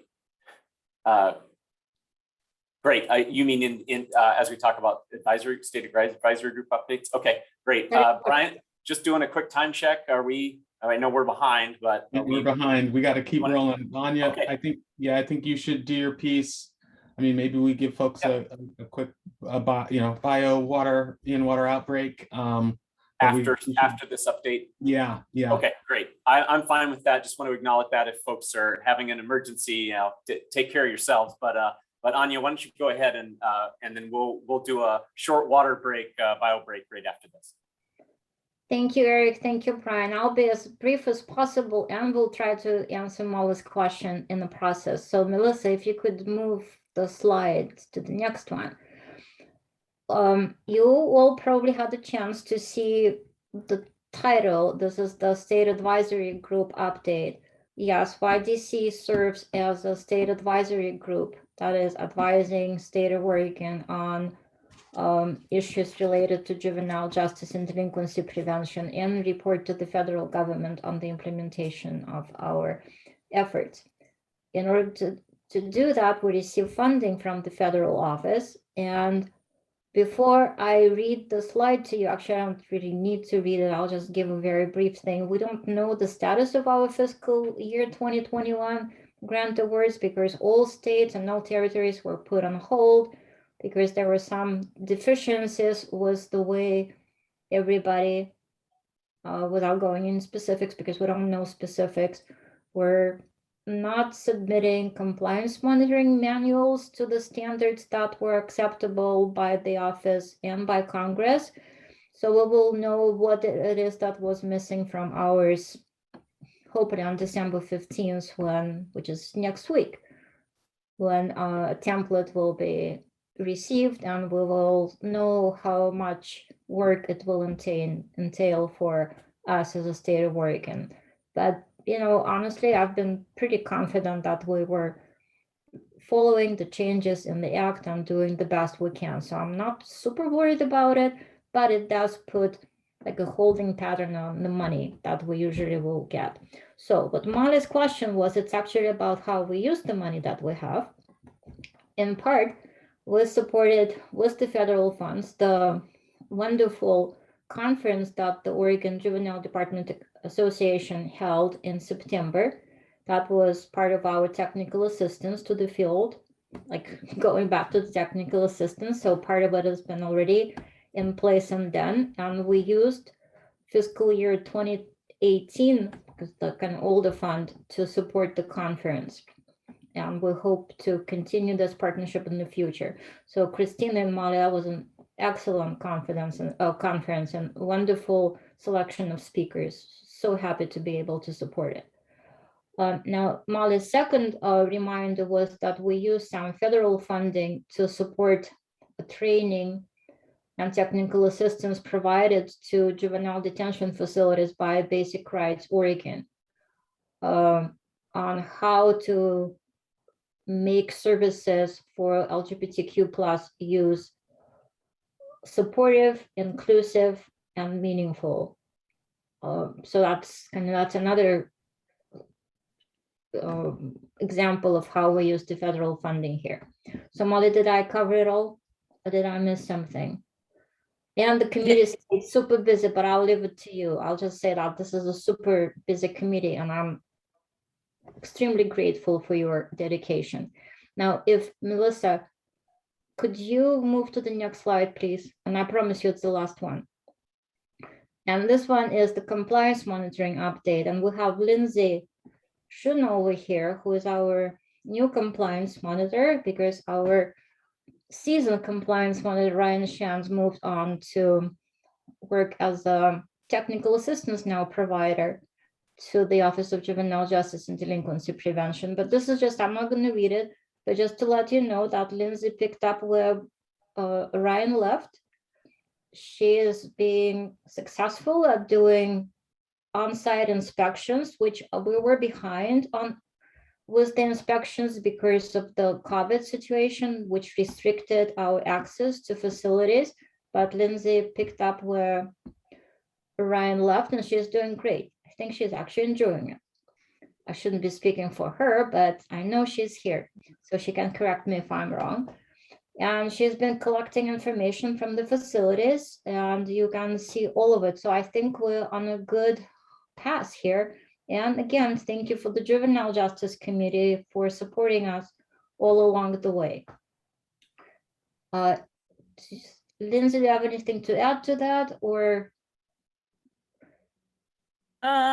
No, I think so far so good, and just preparing for the next inspections on 12/20, which it's not on here because it was booked after I created this slide, but on 12/20, I will also be visiting Lane County Juvenile Detention Center. Okay, thank you, Lindsay. So I hope are there any questions to Lindsay, Sanjay, myself, or anybody else on the? I'm not seeing any hands raised, so I appreciate you taking the time to listen to our update. And thank you. Yes, thank you, Anya, Sanji, and Lindsay. If there are any, lingering questions or things that people want to address, please do use chat, and we will try to get to those. We don't want to breeze through this. It's important work, and I appreciate all the information shared. So with that, we're going to do our break, and I'm going to propose that we do a 2-minute break and get back at 10:45, so that we're close to on schedule. Obviously, if you need more time, take it, but please take your 2-minute stretch and water break.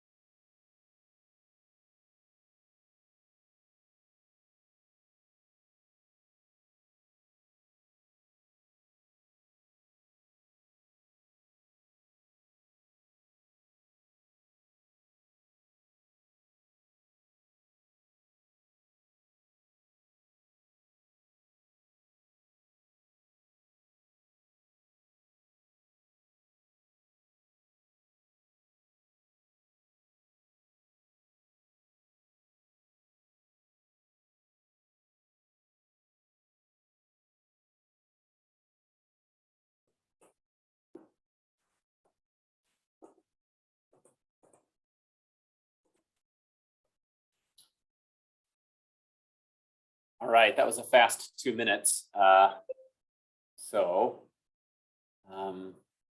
See, Melissa's back on video. Brian and Cord, I think you're up next on, there's Andy. You're up next on the agenda, so I'll let you all take it away so we can talk through our strategic plan update. I don't see a ton of faces on there, but I'll just ask if anybody, I guess they can't say anything if they're not there. So we'll assume that folks are back. We're at 10:46. So take it away, Brian. Thank you, Eric. And again, for the record, Brian Detman, Youth Development Division Director. Just appreciating all the work and effort by the committees and by staff. I know we're a little behind, but maybe we'll catch up a little here. We'll see. I'm actually presenting a bit on some of our kind of brand communication, brand identity, look and feel, if you will. Something that Cord has spent a fair amount of time on and done some really good work. So I've got a PowerPoint I'm going to do my best to share. I have it ready, Brian, if you want me to share it. You want it, if you feel, go ahead, Melissa. That's probably, then I can actually see comments more easily if you share it. Great. So Cord, I'm gonna get us moving here, and then I know you're gonna kind of jump into the legislative session and policy update, which again is kind of connected to the plan. So I'll start, and then Cord will go next. And I've got 25 minutes for my piece of this. We may or may not need all of that. So here we go. Melissa, can you jump to the next slide? So a bit of background. Our Youth Development Division and Council strategic plan had a specific kind of goal around improving agency communications and building awareness of our work. We actually put that, we had that goal with kind of within the broader youth voice and resilience, sort of elevating and amplifying the work of the division and the voices of youth and the impact of programs on youth and their resilience. And so in that vein, I've thought a fair amount, frankly, about how it's important for our identity to be consistent with this goal and these ideas. And at the same time, I'm just going to say, I've worked in the private sector in marketing communications in the past, and lots of organizations spend lots of time and effort really thinking about their identity, their logo, and their colors. And we've done some of that thinking too, but also know that it's critical to get resources out to young people and families and communities. So we've spent some focused time on this and feel really good about it, and also know that we're carrying the weight of communities while thinking about ourselves, and sometimes that it may feel like it's a little I don't know if it's kind of navel gazing or something, but actually I think that having some of this work will help us be more consistent in our communication, in our presentation of our work. Our strategy is around in the plan was around championing strength-based whole child development and mental health and well-being, and then an action specifically was develop communication plan to continue agency identity work and awareness raising of what the council and the division do. And I think, again, this branding work will help sort of provide a unified brand for our communication. Next slide. So again, a bit more background. We've kind of had two identities, right? I mean, after the commission system was taken apart, and we initially developed the council, and as you know, our website up until last year was really focused around the council, and the council, even in statute, holds many of the responsibilities that are enacted by the division, but holds in name at least many of and is named in a lot of statutes and authorities. But we do have distinct roles. We've had either an either or identity, right? And I think there's an opportunity for more combination. The original branding, as I just mentioned, and the original naming was around the council, and the division in some of the statutes, frankly, isn't actually acknowledged or named. But only talking about YDD leaves out the council, and only talking about the division leaves out the council. So one of the things we tried to accomplish in this work was to talk about, again, some greater unification. And as final point, not to mention, because our budget is within the Oregon Department of Education, our role and work can get overshadowed by the Department of Education, and or when we're talking council and we're talking division, things can I think be confusing, to grantees and communities. So hoping that maybe some of this will simplify some of that messaging. Next slide. Just a little bit of visual background and history for you. The identity and the look from 2011 to 2018 was focused around this youth and you. I think this concept was developed for a specific set of engagement sort of efforts by the council to go out and to talk to communities, to talk directly with young people. Want to acknowledge, I know that Kiwi and Andy, you're sitting through, and as all of you are sitting through a lot of information here, but Kiwi and Andy and others certainly interested in your perspective and feedback in this meeting, and we'll, if you have anything to add, don't hesitate, but appreciate everybody's kind of getting bombarded with a lot. But this was the early identity of the council. And then in the 2019-21 period, we kind of moved to this this logo with the color scheme around the orange and purple. And so what we are doing, I think, is kind of building off of that look with something that I think feels a little more up to date and fresh. Next slide. So our goals for this work as we set this out was an identity that could work for both the division and council, that would better represent our role and status as an independent agency. And then again, this the word I just use, refresh the logo and colors that I think to simplify and represent the critical work that we're supporting and that many of our grantees are doing out in communities. Next slide. So here we go. Ta-da! A new logo and look for Youth Development Oregon. You'll see here in the next few slides that we do have some other logos that we can use for when it's just council or when it's just division. But we toyed, I think, in some of the strategic planning sessions in the spring and in conversations with various committees, executive committee and others, we've kind of talked about this as a state agency, representing youth development, that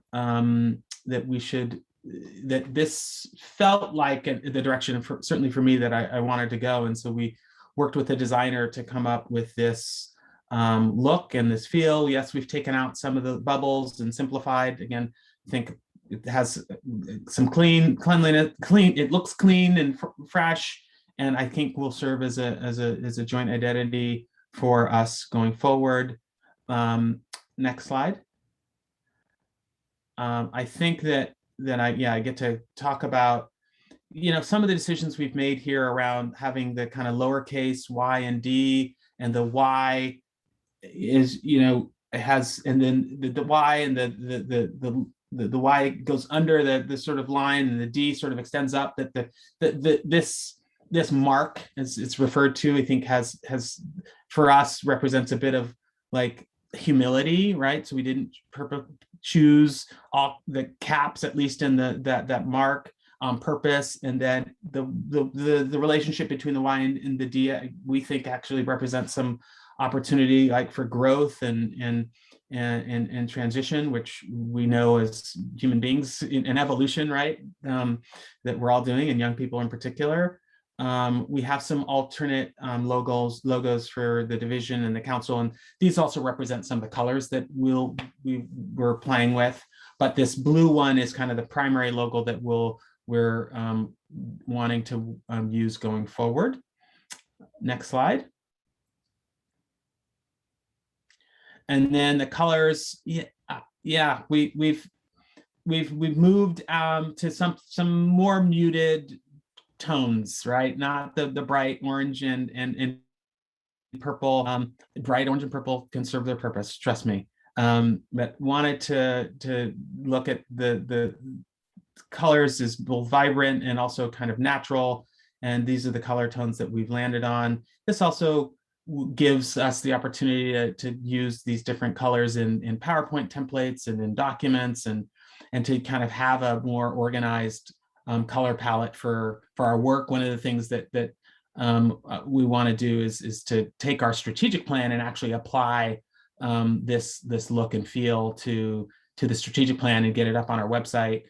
So you'll start to see us using this look and these colors. You actually see some of these colors, frankly, if you look at Melissa's background, my background. We started frankly already to try to use kind of these natural tones, and we're starting to move away from the bright orange and purple. Next slide. Is that it? Well, there you go. And this is I think the last slide in the presentation, just the kind of reversed out look, right, with the writing in white and then the color as a background. And so we'll have logos that we can use in this kind of format as well. But wanted to give you all the update, wanted to get your feedback. I see Paras's comment about the new logo and color scheme.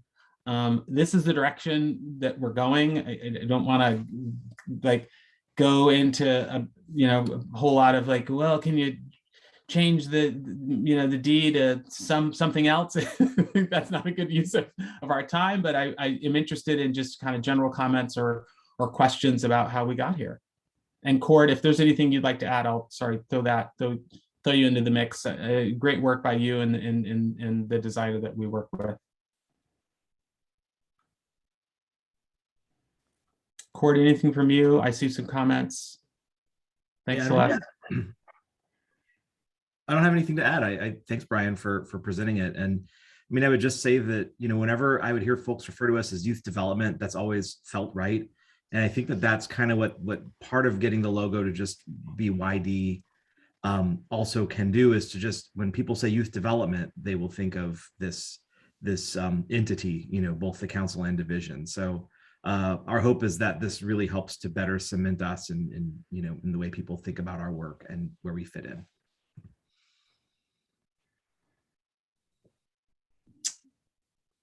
Awesome. Was there anything else strategic plan update wise? That is the primary thing that we wanted to share today. And I think this legislative session and policy update actually is connected to one of the goals of our strategic plan. So great. Without further ado, I'll turn it over to Cord, and we're getting back on time. All right, thanks. Yep. Thank you, Brian. Again, for the recorded record, this is Cord Bucher with Youth Development Division. Melissa's actually queuing up a slide deck that I'll speak to. This is actually something we've shared recently with the Racial Justice Council and talking about our legislative and policy priorities. We'll just have this up in a moment. Sorry, I'm having an issue downloading it. Hang on just a second. Oh, if it's it, I can share if it gives you any more trouble.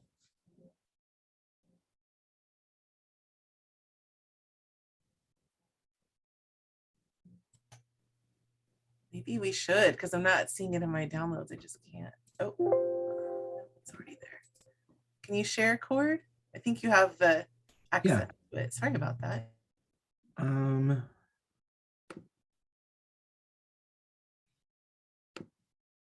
Let's see.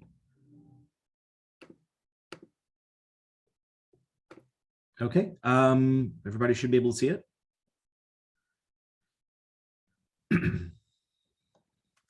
All right, I'll go ahead and get started here. Oops.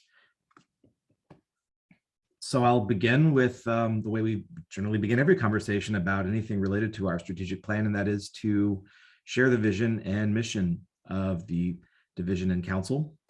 Our vision is that all of Oregon's youth have the opportunity to thrive and achieve their full potential. The mission is that Youth Development Oregon, see that, aligns systems and invests in communities to ensure equitable and effective services for youth ages 6 through 24. Throughout Oregon and tribal nations, we support educational and career success, disrupt youth crime and violence, and affirm youth strengths and safety. Our values are equitable access, equal opportunity, youth-centered approaches and results, inclusion, and innovation. We believe all youth should have equitable access to supports, services, and opportunity. We believe in anti-racism. We believe all youth should be supported without either replacing or usurping family roles. And we believe in identifying innovative avenues for youth success. And I'm going to just highlight here the 3 strategic plan goals: systems alignment and transformation, youth voice and resilience, community capacity and justice. And I'll note the 5 youth development priorities that are there in the strategic plan as well. That is to remove barriers and build assets for youth, to engage, re-engage, and advance learners, disrupt youth violence and crime, reduce disparities, and keep youth safe. So, you know, the policy concepts that I'll be talking about all lead back to this set of goals and these priorities. I've left this in. This is something we've shared in a few presentations, and we shared with the RJC. I think this is actually really helpful, though, just to really hit like the 3 key YDD programs. We talk about pieces of this all the time in these meetings, but we wanted to really highlight the big things that we do: grant making to community-based organizations and other entities to support a whole host of youth development work in communities. The Juvenile Justice and Delinquency Prevention Act compliance work that we do, and youth re-engagement, which has become a major part of both our funding and ultimately, I think it is also a policy area where we're going to continue to work to try to support and improve access for young people who want to return to school, complete their education, and move on to a successful future. So we identified here a set of specific challenges that we want to address, and what we are working on in terms of legislative concepts for 2023 is intended to address some of these issues. So one, the gang prevention and intervention language in our statutes is outdated and it needs to be revised. There's very limited language about our role around gang prevention, but it's not particularly clear. It is something that I think very much needs to be, really reconsidered and made more clear and really aligned in a way with what are the practical things that we are doing as an agency and what are the outcomes we seek around this. So there's a need for statutory updates there. The Youth Development Division role and capabilities are not fully understood and utilized by our partners. They're also, our responsibilities are not sufficiently addressed in statute. There's really only one part of law that talks about the division and essentially says that the division operates under the guidance of the council and the youth development director. But most of what we do are responsibilities that we are given by the council. And we want to look at whether we can better identify some roles that are clearly set with the division. Ultimately, I think this is work that probably should have happened. The division was created, but I think that the opportunity to further expand on what the division was within statute just has not yet been taken. And so we see this as something we can do, particularly around grant making and other work that the division staff carry out. The racial and ethnic disparities, persistent juvenile justice, education, et cetera. We want to be bold and unapologetic about focusing on vulnerable populations and reducing disparities. And we see increasing disconnection from public education, particularly given the emerging challenges post-COVID. One data point that we've talked about has been the 9th grade on-track rate, which for last school year is its lowest in history. It was about 74%, I believe, of 9th graders were on track at the end of the last school year. That indicator is a strong predictor of four-year graduation rates, and that is, I think, a pretty significant warning that we're going to be facing challenges. We'll see again the data for this current school year, but what we're hearing anecdotally, at least what I've heard from some of our new grantees, and I imagine my colleagues are hearing it as well, is that there are just really significant challenges for schools and the organizations that serve youth. Even as things are beginning to reopen, the impacts are still really resonating. Around the legislative concept, the things that we want to address here is the shift in the statutory gang language to clarify and strengthen the role and authority of the Youth Development Division.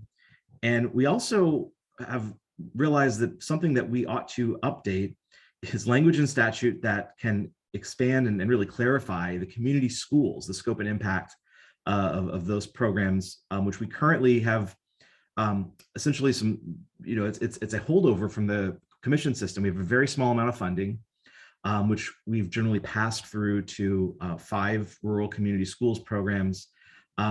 There are other programs like this now at ODE, the 21st Century Learning Centers function in a lot of ways like community schools, but there are no longer statutes that govern this money. We have no administrative rules addressing it. And we, rather than just getting rid of it, want to look at whether we could actually, clarify that this is something that the YDD is going to support and make a priority. So that's something that we are looking at also trying to incorporate if we do statutory updates. And essentially, all 3 of these things would likely be in a single legislative concept, because the statutes for the council and division are actually not that expansive.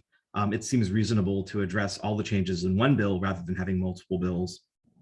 And that way, it should be more likely to be heard and move efficiently through the legislature. Here's some, other things that we're going to be looking at. Some of this may not actually be legislative, but rather just policy work that we do as an agency. For example, aligning and maximizing youth development funding, so the workforce training, technical assistance work that we do, and how we can align with other state agencies. When we wrote this, actually, we were just beginning to get involved in a conversation with the Racial Justice Council's Workforce Committee. I think a little bit later on, Brian will share that this has become something much more substantial than we may have predicted when we originally did this presentation. So what was an exploratory concept is now going to be a legislative concept that the governor is going to put forward in 2022 session. We're going to be looking, though, in 2023 at continuing to fund the Oregon Youth Reengagement System. We do now have the ability to expand services to age 24. We had a successful bill in the last long session, but one of the things that we want to figure out is if we start serving a broader age range of youth, that would likely increase the demand for services, and we want to actually expand the availability of funding. As we noted earlier, we actually were able to fund all of the re-engagement grants that were sought in this last RFA. We'd like to keep up. I think that we don't really feel like it's a good thing for us to be turning down good programs. And so if we can continue to expand funding to meet the need and not have it exceed our resources, that would be a good thing. In this bill that we're working with the RJC on, there is actually the potential for some of this additional investment. So that's very exciting.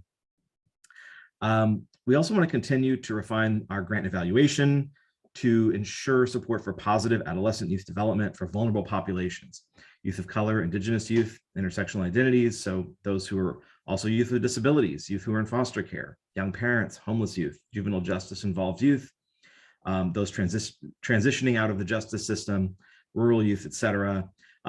We are definitely doing this work, but we think we can do it even better. And we talk about some of the ways we are considering improving that approach for the next biennium grant cycle.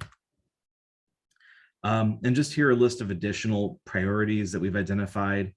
Some of these Brian has shared in past updates around the strategic plan, and some of this is in the strategic plan. So expanding youth recruitment to the council and other state boards and commissions. We're going to be implementing per diems, which will be available to any council member, but this was something we identified in the strategic plan as wanting to better support youth members. We also want to move the council from our minimum 20% youth membership up to 50%. We don't have a set timeline for that, but it's work that we are going to continue over the next biennium. And my hope is that in the 2023 to 25 biennium, we would be able to achieve that goal. Building new federal Title 20 grant models for 2023. These are currently, the promise grants are funded with Title 20 funds. We've actually been able to work with DHS to better align our grant goals with the requirements of this federal funding. So DHS submits a plan to the U.S. Department of Health and Human Services. In the most recent approved plan, it actually has aligned the goals of that funding that the federal government has approved with what we are doing with it. So in the past, there was a narrower age range. We've now expanded the DHS plan to serve youth 6 through 24, just like our statutes. So we're working to align our funding, but there are still some ways that we think we can do a better job of really partnering with DHS and making sure that the grants that we make with these dollars work the way they should. We want to develop best practices and guidance for the use of incentives and support services for youth. This is a big part of a lot of our community investment and re-engagement programs, being able to provide essential supports and incentives for young people who are pursuing their education, training, or other services. In some ways, like the funding that we have provided has been critical to helping young people overcome barriers to participation and engagement. But what we've learned is that there's not a lot of consistency across offices in ODE or across state agencies and how incentives work. And we've provided guidance in sort of a piecemeal way. So we want to really develop a more comprehensive and clear set of best practices and guidance for our grantees, but also work with some of our partners across ODE and other agencies to really move this forward across the board so that we can possibly be a thought leader in how to really effectively do this, and also advocate for it. Just ensuring that meeting the direct needs of young people is centered as a priority in what we do with funding, and doing that in a way that is accountable but also impactful and meets needs. We also are working to strengthen grant data collection to better demonstrate our grants' impact, and we are going to be continuing to do something. We've done this in the past, but I think we'll be expanding it in the spring.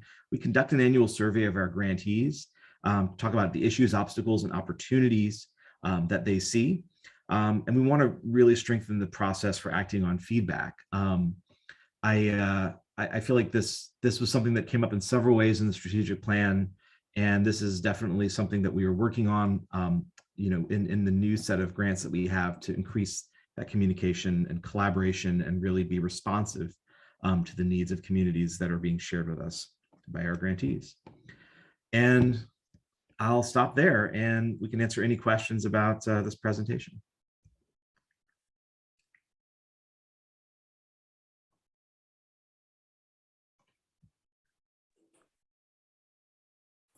Hey, Cord, I'm not sure if anybody wants to weigh in, but I'll just say thanks for the information. And I think that where I'm really excited to kind of dig more deeply into this legislative and policy work is as a part of the yet to be convened, but in the new year, we'll get to it, policy and research committee.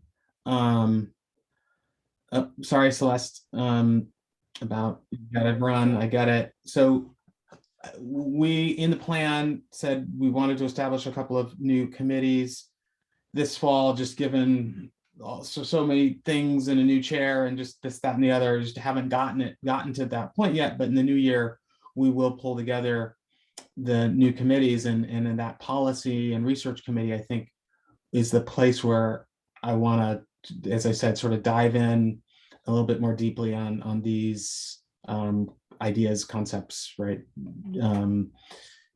Strategies. So I'll just say that out loud, and we don't have a active committee around re-engagement in workforce, and my hope is that because you see re-engagement on that list, and you see some other community schools and some of the places where I think there's some real opportunity for championing kind of important issues that, and Melissa and I will, guess what, the next thing on the agenda is to talk a little bit about just sort of YDC structure. So again, welcome your comments and questions now, but also know we'll organize a committee that will meet probably quarterly. It's hopefully not going to be, I know our juvenile justice committee members are working really hard, but we'll convene that in the new year, and I think will be a great opportunity for deeper engagement on this. I appreciate that. You read my mind, Brian. I was going to say, really excited to hear about the next bullet point, just about our committee restructuring and how we can plug in. I'm on the hook for the policy and research committee, and so my comment was going to be, I'm excited to dig in as a council member on that committee, and I appreciate the work that the staff has done to frame it up, and it's very thoughtful, as I think is reflected in the chat here. So unless there are any other questions, I'm not seeing any hands raised. Let's move on to really digging into what that structure will look like. I think Melissa has a document. Brian, you're on there for leadership. Yeah, and I don't know, Melissa, I'll say a couple of things to start us off. I don't know if Melissa, while I'm chatting, you might pull up the committee list just as something to share, because I know we shared it with the executive committee. I think I shared it, but having that available. Oh, look, it's there. Look at that. So on it, maybe you go back up to the top before we get to that. I can't remember what's at the beginning. So the things that I wanted to talk about, thank you, Melissa. One, we need a vice chair. Now, I don't know exactly what processes have been used in the past. Melissa and I have both kind of put out some feelers to a few folks. Maybe this meeting is making, it a little clear, sometimes our chair, may be unavailable, and Eric, really appreciate your stepping in. But I'd love to, by the next meeting, which is a quarter from now, have us make some movement and actually select somebody. Again, I don't know that I think more of a self-nomination process is probably better than I think, than a council-driven nomination, because who knows, sometimes I don't think we want to put folks on the spot necessarily, but I just wanted to make clear to y'all that having a vice chair would be really important. I see Parasa's comment about if any of our youth members here. I know we've got Diana, we've got, or not last check, but Diana, Andy, Kiwi, Maricela actually chairs our youth committee. But if I like the idea, we've put up on this little whatever on the page what the role is. It's basically presiding at meetings in the event of the absence of the chair and performing other duties as directed by the chair or the vote of the council. So the vice chair duties are those two things. Any comments? Anybody want to jump into this? And we can figure it out offline. We don't have to figure it out right now, but I like, Parsa, I like your idea, and I'm happy to help to have conversations with folks offline if you're interested, but just want to make a little space in this moment if there are questions or comments.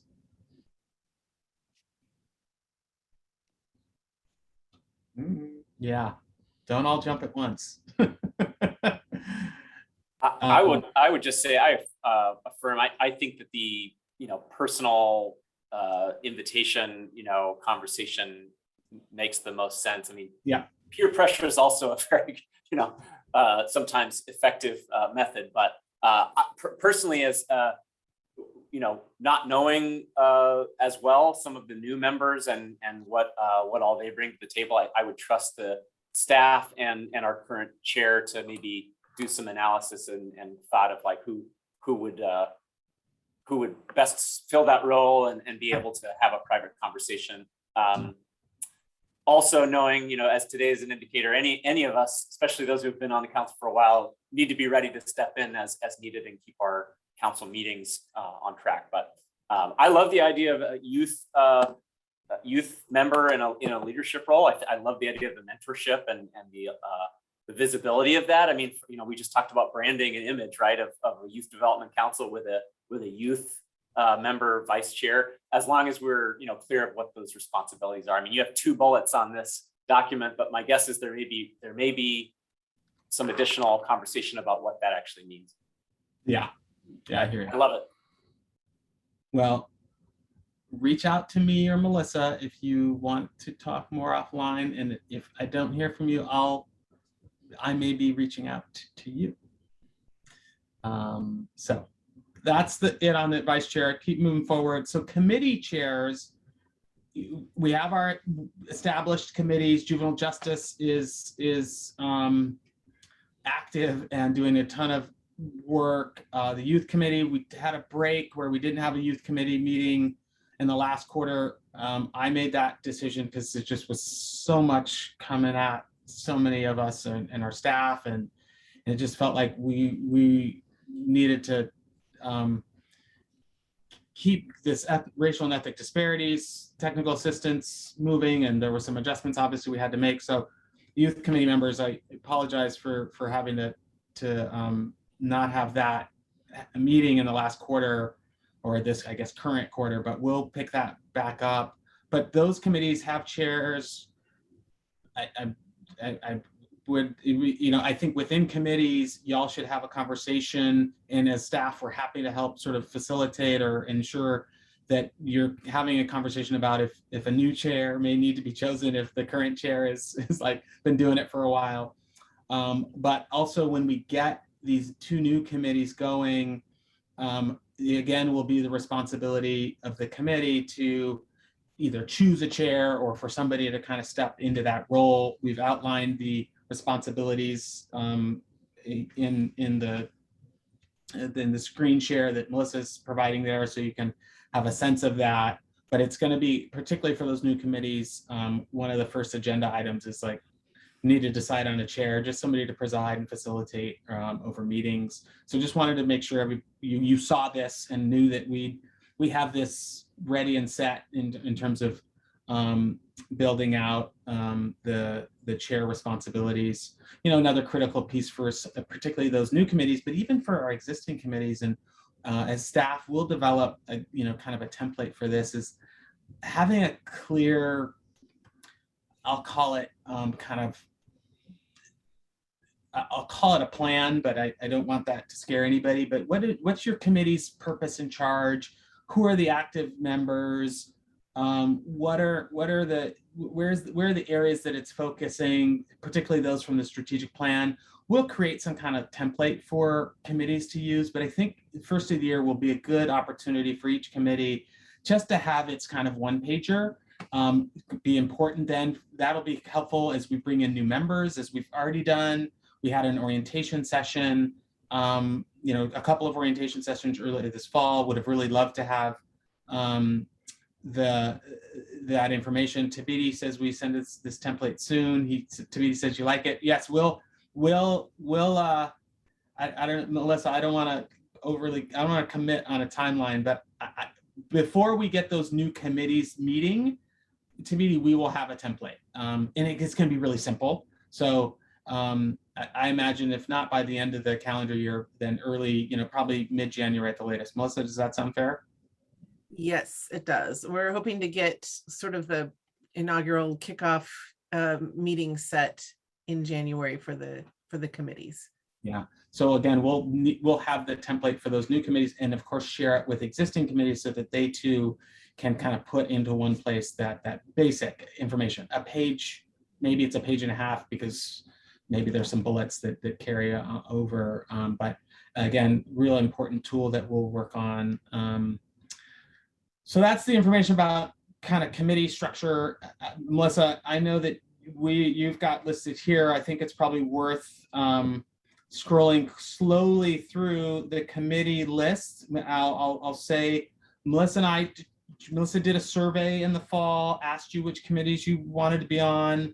We took that information and did our best to put people on their first or at least second choice. And we also did, based on our numbers, I think, put people on 2 committees. Now, the idea is that the committees meet on a quarterly basis, although sometimes committees say, hey, we need to meet more often. But I think you'll see this is our best thinking based on that input on committees. I don't know that we shared this with the executive committee now about a month and a half ago. I don't know if we shared it out officially, Melissa, but will, because now this is public and we'll include it as part of the record and so on. But this is our best thinking on what the committees, the new committees and new members and where they fit. So yeah, I know we can't see it all easily just because it goes over the page break, but we've in some cases already invited some of the new members. Oh, you make it a little smaller. You'll make it too small. My eyes are like, now they can't read it. But maybe I just need to get my glasses on. Any questions about committees? We will add people to the committee invitations if we haven't already. We'll get those new committees meetings scheduled in the new year. Brian, do you have is executive committee on here? Yes, I think it's at the bottom. Oh, Eric, okay. Got it. Melissa, do you want to scroll to the bottom? There it is. Yeah, we have executive committee on there. It will be further populated as each committee meets in January and determines who their chair is. Then the chair of that committee also serves on the executive committee. Brian, I just wanted to note a couple things, if I may. You'll notice that these lists don't yet include the YDD staff members. The leadership team's meeting later today, and that's on our agenda to discuss how our staffing, which of our staff will go to which committees, and each committee has a YDD staff liaison and then some administrative support as well. So determining things like the agenda and scheduling the meetings, that those responsibilities fall on the YDD staff. So you definitely have a lot of support as a chair of a committee.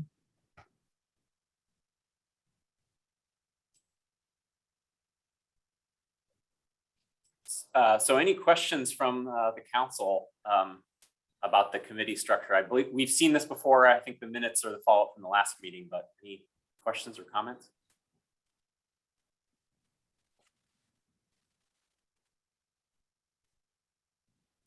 I will say I greatly appreciate the accountability that the staff brings, to this structure. And I would say, it's a little bit of a chicken or the egg. Do we get our chairs in place and then kind of set up our, culture of our committees, or do we get the committees meeting and then identify a chair? I would personally say, depending on how the staff leadership conversation goes,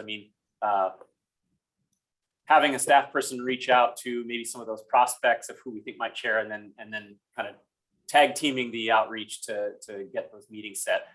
These are large committees. Relatively large, I think, compared to committees we've had in the past.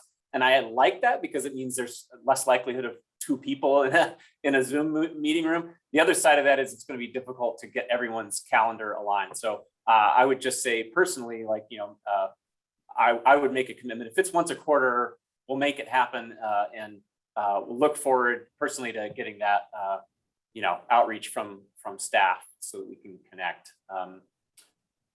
Great. Looks like Liz is. I think Liz and I started at the same time, so I would say as a longer term committee council member, I'm excited with the restructure. Awesome. Right. Thanks, Melissa. So we have a director's report next, and then we have committee reports following that. So Brian, I think it's back to you. Back to me, and we're back on time. So really appreciate everybody. I just want to shout out or ask Andy or Kiwi, any questions or comments from you two? I know we've, and frankly, anybody else, just more generally, because we've been this has been very presentation information heavy.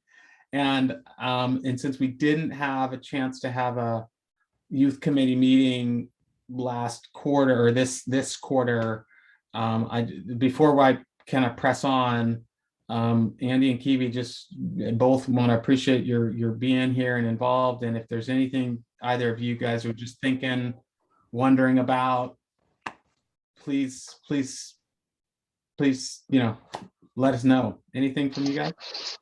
I have nothing, but I really appreciate you taking the time to ask. So thank you. Thanks, Andy. Anything from you? No, not really. My question already got asked. I was going to ask when the committee, when are we going to start the other committees? But it already got answered. But yeah, that's it. Okay. Yeah. Well, thank you both. Just keep staying with us. And everybody, we got about 30 more minutes. I'm just gonna speak to you. I'm not gonna do another PowerPoint. We've had our fair share of those today. I just have some talking points. I sent a written update.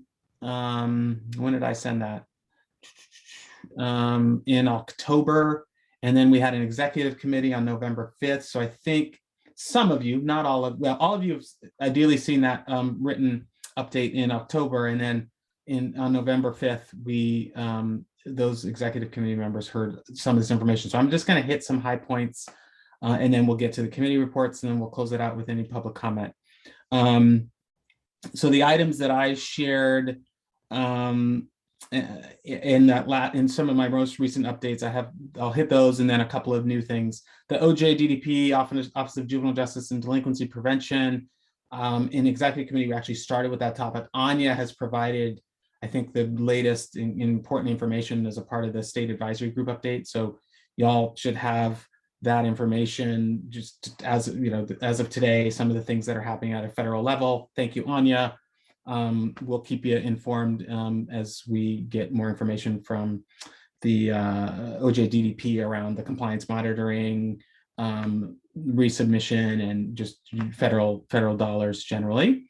The request for application, Cord and our grant managers covered. Y'all should recognize that Paul Sell, though not here, is our lead around the application process. He's actually on a month's leave to support his spouse and some stuff.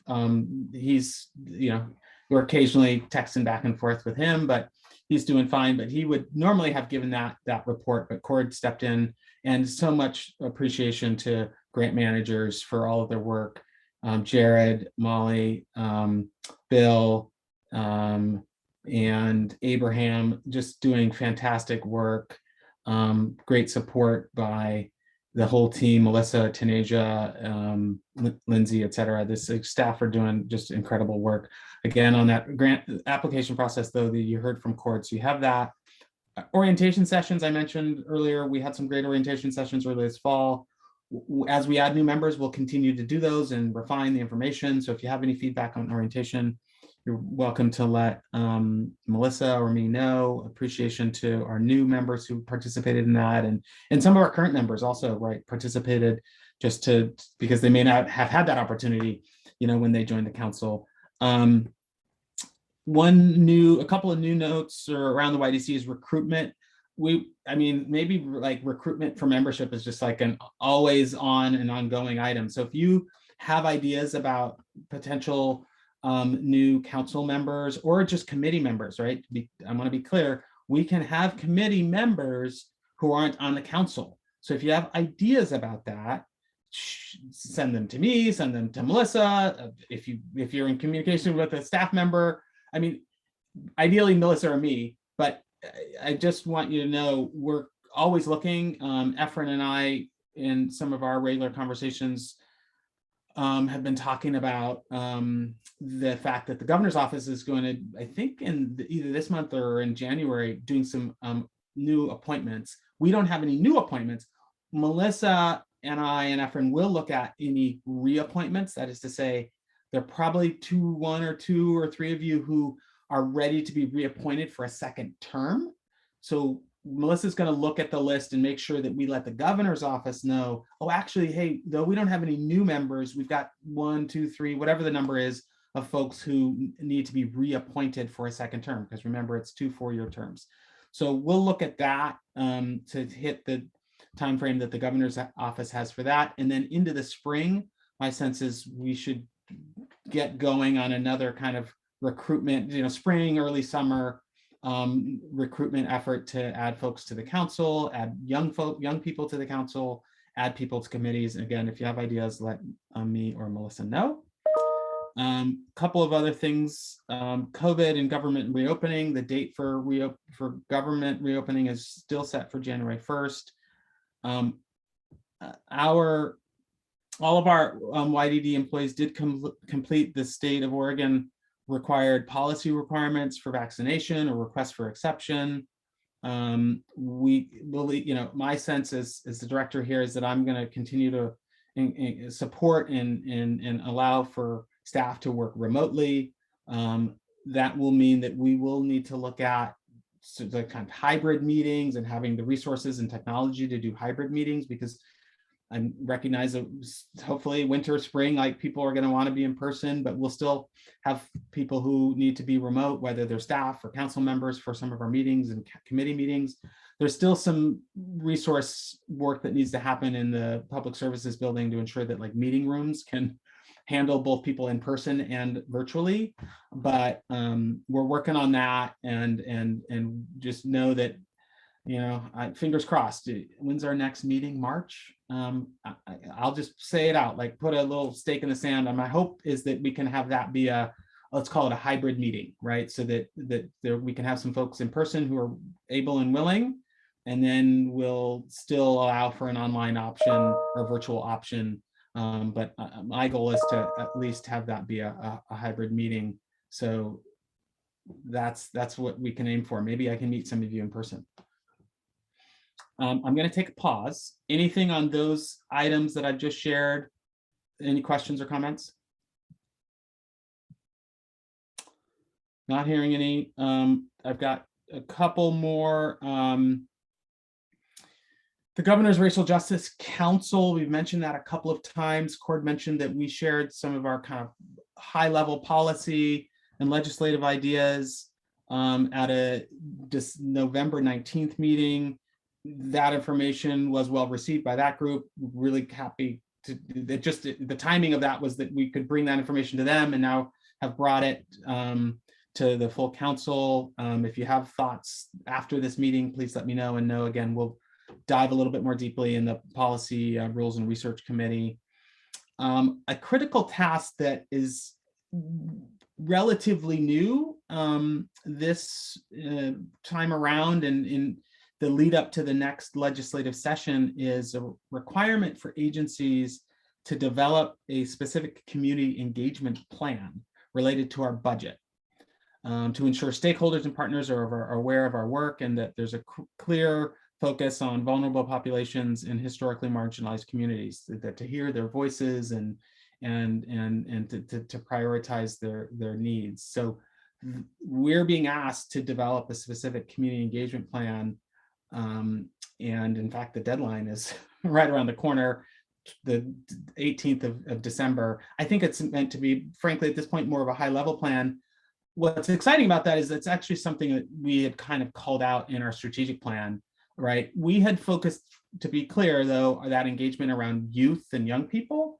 So Cord and I are going to dive a little bit more deeply on the community engagement plan requirements. And in my view, I'm just thinking about how we can think about community engagement, broadly among grantees, stakeholders, and youth as a really critical audience for our engagement. So more to come on that. Again, because of the deadlines, I've got to get something in terms of the kind of plan in place by the next week, if I'm not mistaken.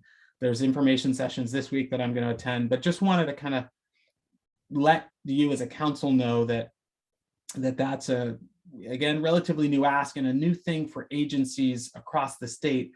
I feel like our strategic planning, I feel like the work we do to engage grantees and to do a survey, I think we're doing a lot of this work already and have that lens, that focus around vulnerable and marginalized populations. So I'm not saying we have it all figured out, to be clear, but I think I'm gonna say a little bit further along than some other agencies. So, and that's a credit to the council and a credit to the work that's happened over the years. So we'll develop a plan that kind of keeps us going on that path, and excited to see how that more evolves, and again, how we particularly pay attention to ways to engage young people, tribal youth councils, county youth commissions, other things that you are all aware of or doing in your jurisdictions and your organizations. We're interested, and then stakeholders again more broadly, right? So just wanted to put that out there as a task that you should be aware of, that we're going to be working on internally. And this is a way that the Racial Justice Council is trying to embed some of these principles, because we know that year and a half from now, election for a new governor. So they're trying to sort of institutionalize some of this work and this approach, and they believe a really thoughtful community engagement process is a key step. That's that. The other thing I wanted to mention, and then I'm gonna be done, is what Efren stated at the beginning. And this again is also relatively recent. I mean, since our council meeting in September, things accelerated and went on a pretty fast trajectory with regard to the workforce work group, which is a work group of the Governor's Racial Justice Council. YDD has been a part of the meetings of the workforce work group, along with the Higher Education Coordinating Commission, which is really the lead agency, the Oregon Department of Education, and the Bureau of Labor and Industries. This work group is working on advancing a request for the Future Ready Oregon 2022, which is the name of this initiative, to provide opportunities for historically underserved communities, including adult learners, dislocated workers, and youth disconnected from the education system. This group is leading with racial justice and economic opportunity. I'm like reading this language straight from their one pager, just so I don't get it wrong. The request, so there's a bill that will go before the legislature, is to make investments in existing programs such as our workforce readiness grants, that in those investments that could advance some immediate impact, as well as longer term strategies and initiatives that will drive further agency alignment and system change. These investments are designed to support culturally and linguistically specific career connected learning and workforce development, emphasizing readiness, recruitment, retention, and career advancement opportunities. And they want to prioritize historically underserved communities, including people of color, women, low-income communities, rural and frontier communities, veterans, and incarcerated and formerly incarcerated Oregonians. So there will be opportunities to support this bill by providing testimony, meeting with legislators, and sharing stories of past success. Efren has told me that he is willing to be the contact person. I can help put folks into contact with Efren. I can share, maybe post-meeting, there is a one-pager, which I've cribbed for my little talk here, that I'm happy to share with the council. I want to check with the governor's workforce policy advisor just to make sure that she's got her one-pager all put together, but I'll make sure I can share it with y'all. Jennifer Purcell, again, is the workforce policy advisor who's been leading this effort, but again, Efren is willing to be a conduit and resource around any desire to advocate or provide testimony. We're excited ultimately that this bill could provide additional, up to $10 million in this session and next for our work. The way we are thinking about it is how can we provide additional grant dollars to some of the grantees we weren't able to fund in this last RFA process, and how can we think about how to do greater investments in the next biennium in re-engagement. This will help fortify our re-engagement in the next biennium, that the desire to meet the needs of young people up to 24. So this is exciting and happening, frankly, very quickly. Will probably require that there's some local fund and federal funds, probably ARPA dollars, to make all of this happen. And we're just like one piece, right? There, Higher Education Coordinating Council, BOLI, Department of Education, Department of Employment are also part of this larger effort. But YDD is a part of it, and we've been excited to be kind of part of the conversation and in the mix. Cord, is there anything else you'd say about that? I know we're getting close to time here, but just wanted to share that here as we close out. Just that it's a really exciting prospect, and the fact that they're able to tie in the federal funding to have this be more than just a one-year investment, and to kind of be able to look beyond, I think, until 2026 essentially, is pretty exciting. And our initial thought was, can we just get resources to really make whole the need that we already know about? But I think now there's a prospect of looking at how we can go beyond that and create more opportunities for funding. So it's exciting, and we look forward to seeing what happens with the bill. Yeah, Parsa, I like your idea here about maybe a joint letter and support. Let's I see maybe a few shaking heads. Let's talk about that. That's a thing that we'll have to do quickly. probably on the fly, like in advance of an actual policy committee meeting. But happy to also check in with Efren and see about how to make something like that happen. All right, I'm gonna end too with one final note. Just appreciate people's well wishes and support. I mentioned at the end of my report last month or whenever it was about some of the stuff going on in my personal life with my wife and her health situation. I can share with you, like, we got a good report that some of the radiation treatment that she did seems to have done its job. That's not to say that her metastatic cancer is gone, because it's not, but it's at least done what it was supposed to do. She's actually off in treatment right now. And so I just appreciate your support, and the staff have been great and carrying the load when I've been busy with those personal matters. So just saying it out loud, just thank you for all the well wishes. That's it for me. Any questions? Brian, thanks for that update. So we've got committee reports. I'm assuming since Robin isn't here, we may not have an executive committee report. Is that correct? But Juvenile Justice Committee. Report to offer from the committee. Is Mom? Hi there, I'm Brian here. I'm here. Sorry. So yeah, the Juvenile Justice Committee has a lot going on. I think Anya did a great piece just kind of updating on the initiatives working with our county juvenile departments, with the JCP plans, and then also our work with Basic Rights of Oregon.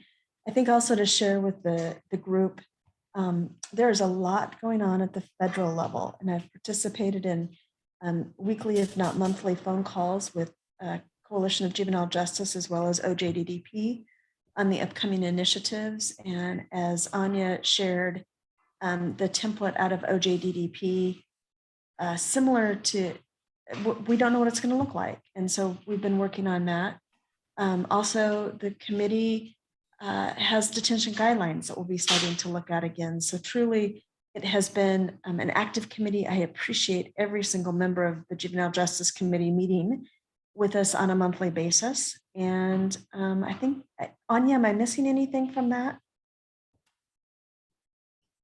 No, I think you've covered it all. I would just again, I'm super grateful to the committee members. It's been quite a, not only the contribution, but also the dedication. We've met 9 times this year alone. Yeah, and in those 9 times we've covered everything from local to federal kind of policy and state work. And so, yes, thanks to the committee. And if anyone ever wants to kind of lean in and listen and be part with us, we meet the first Monday of each month from 1 to 3. Thanks, Molly and Anya. And I would just echo what was said even earlier, that the Juvenile Justice Committee sets the bar high for all the other committees that are forming. The expectation is not that every committee meets monthly, but as long as I've been on the council, the Juvenile Justice Committee has been a standard for just engagement and, whatever that looks like. So I appreciate your updates, Molly, and for all the committee members for showing up and devoting a lot of time. It's a heavy lift. Great. Well, I think miraculously we're back on schedule again. I don't know, Melissa, if we have any members of the public who wish to make a comment. I'm looking through the participant list. I don't know if I see anyone. I have not heard from anyone who wishes to make a comment during the public comment period. Thank you. Okay. Yeah, absolutely. Well, then I guess we can breathe a little bit for some of us who have been powering through, and just if there are any other questions, we breeze through the director's report, leadership structures, committees. All of those are somewhat related to kind of how we do this business. So don't want to go off the rails. Brian can't kick me under the table on a Zoom meeting, but if there are any questions from council members, comments, observations on those topics in particular about our leadership, this would be the time. So we don't leave questions unanswered.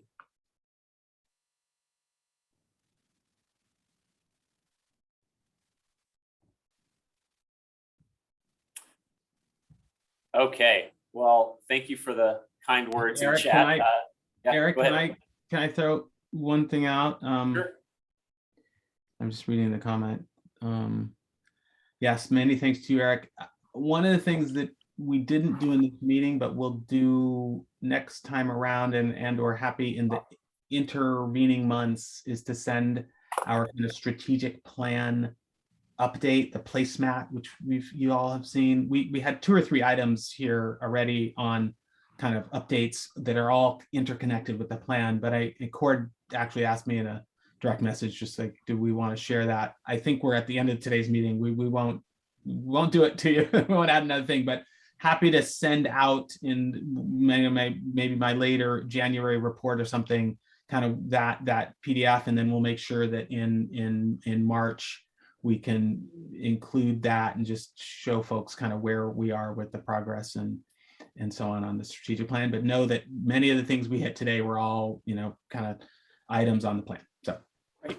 Awesome. Yes, I think we'll all appreciate having that. And at the committee level to be able to dig in to those priorities in our strategic plan in more earnest. So good. Well, not hearing any other comments or questions, I want to thank the staff for all your work. And we know it doesn't just happen once a quarter, it happens every day. So thank you so much. And for council members for your engagement. We will see you hopefully in committee. And I will call this quarterly meeting of the Youth Development Council adjourned.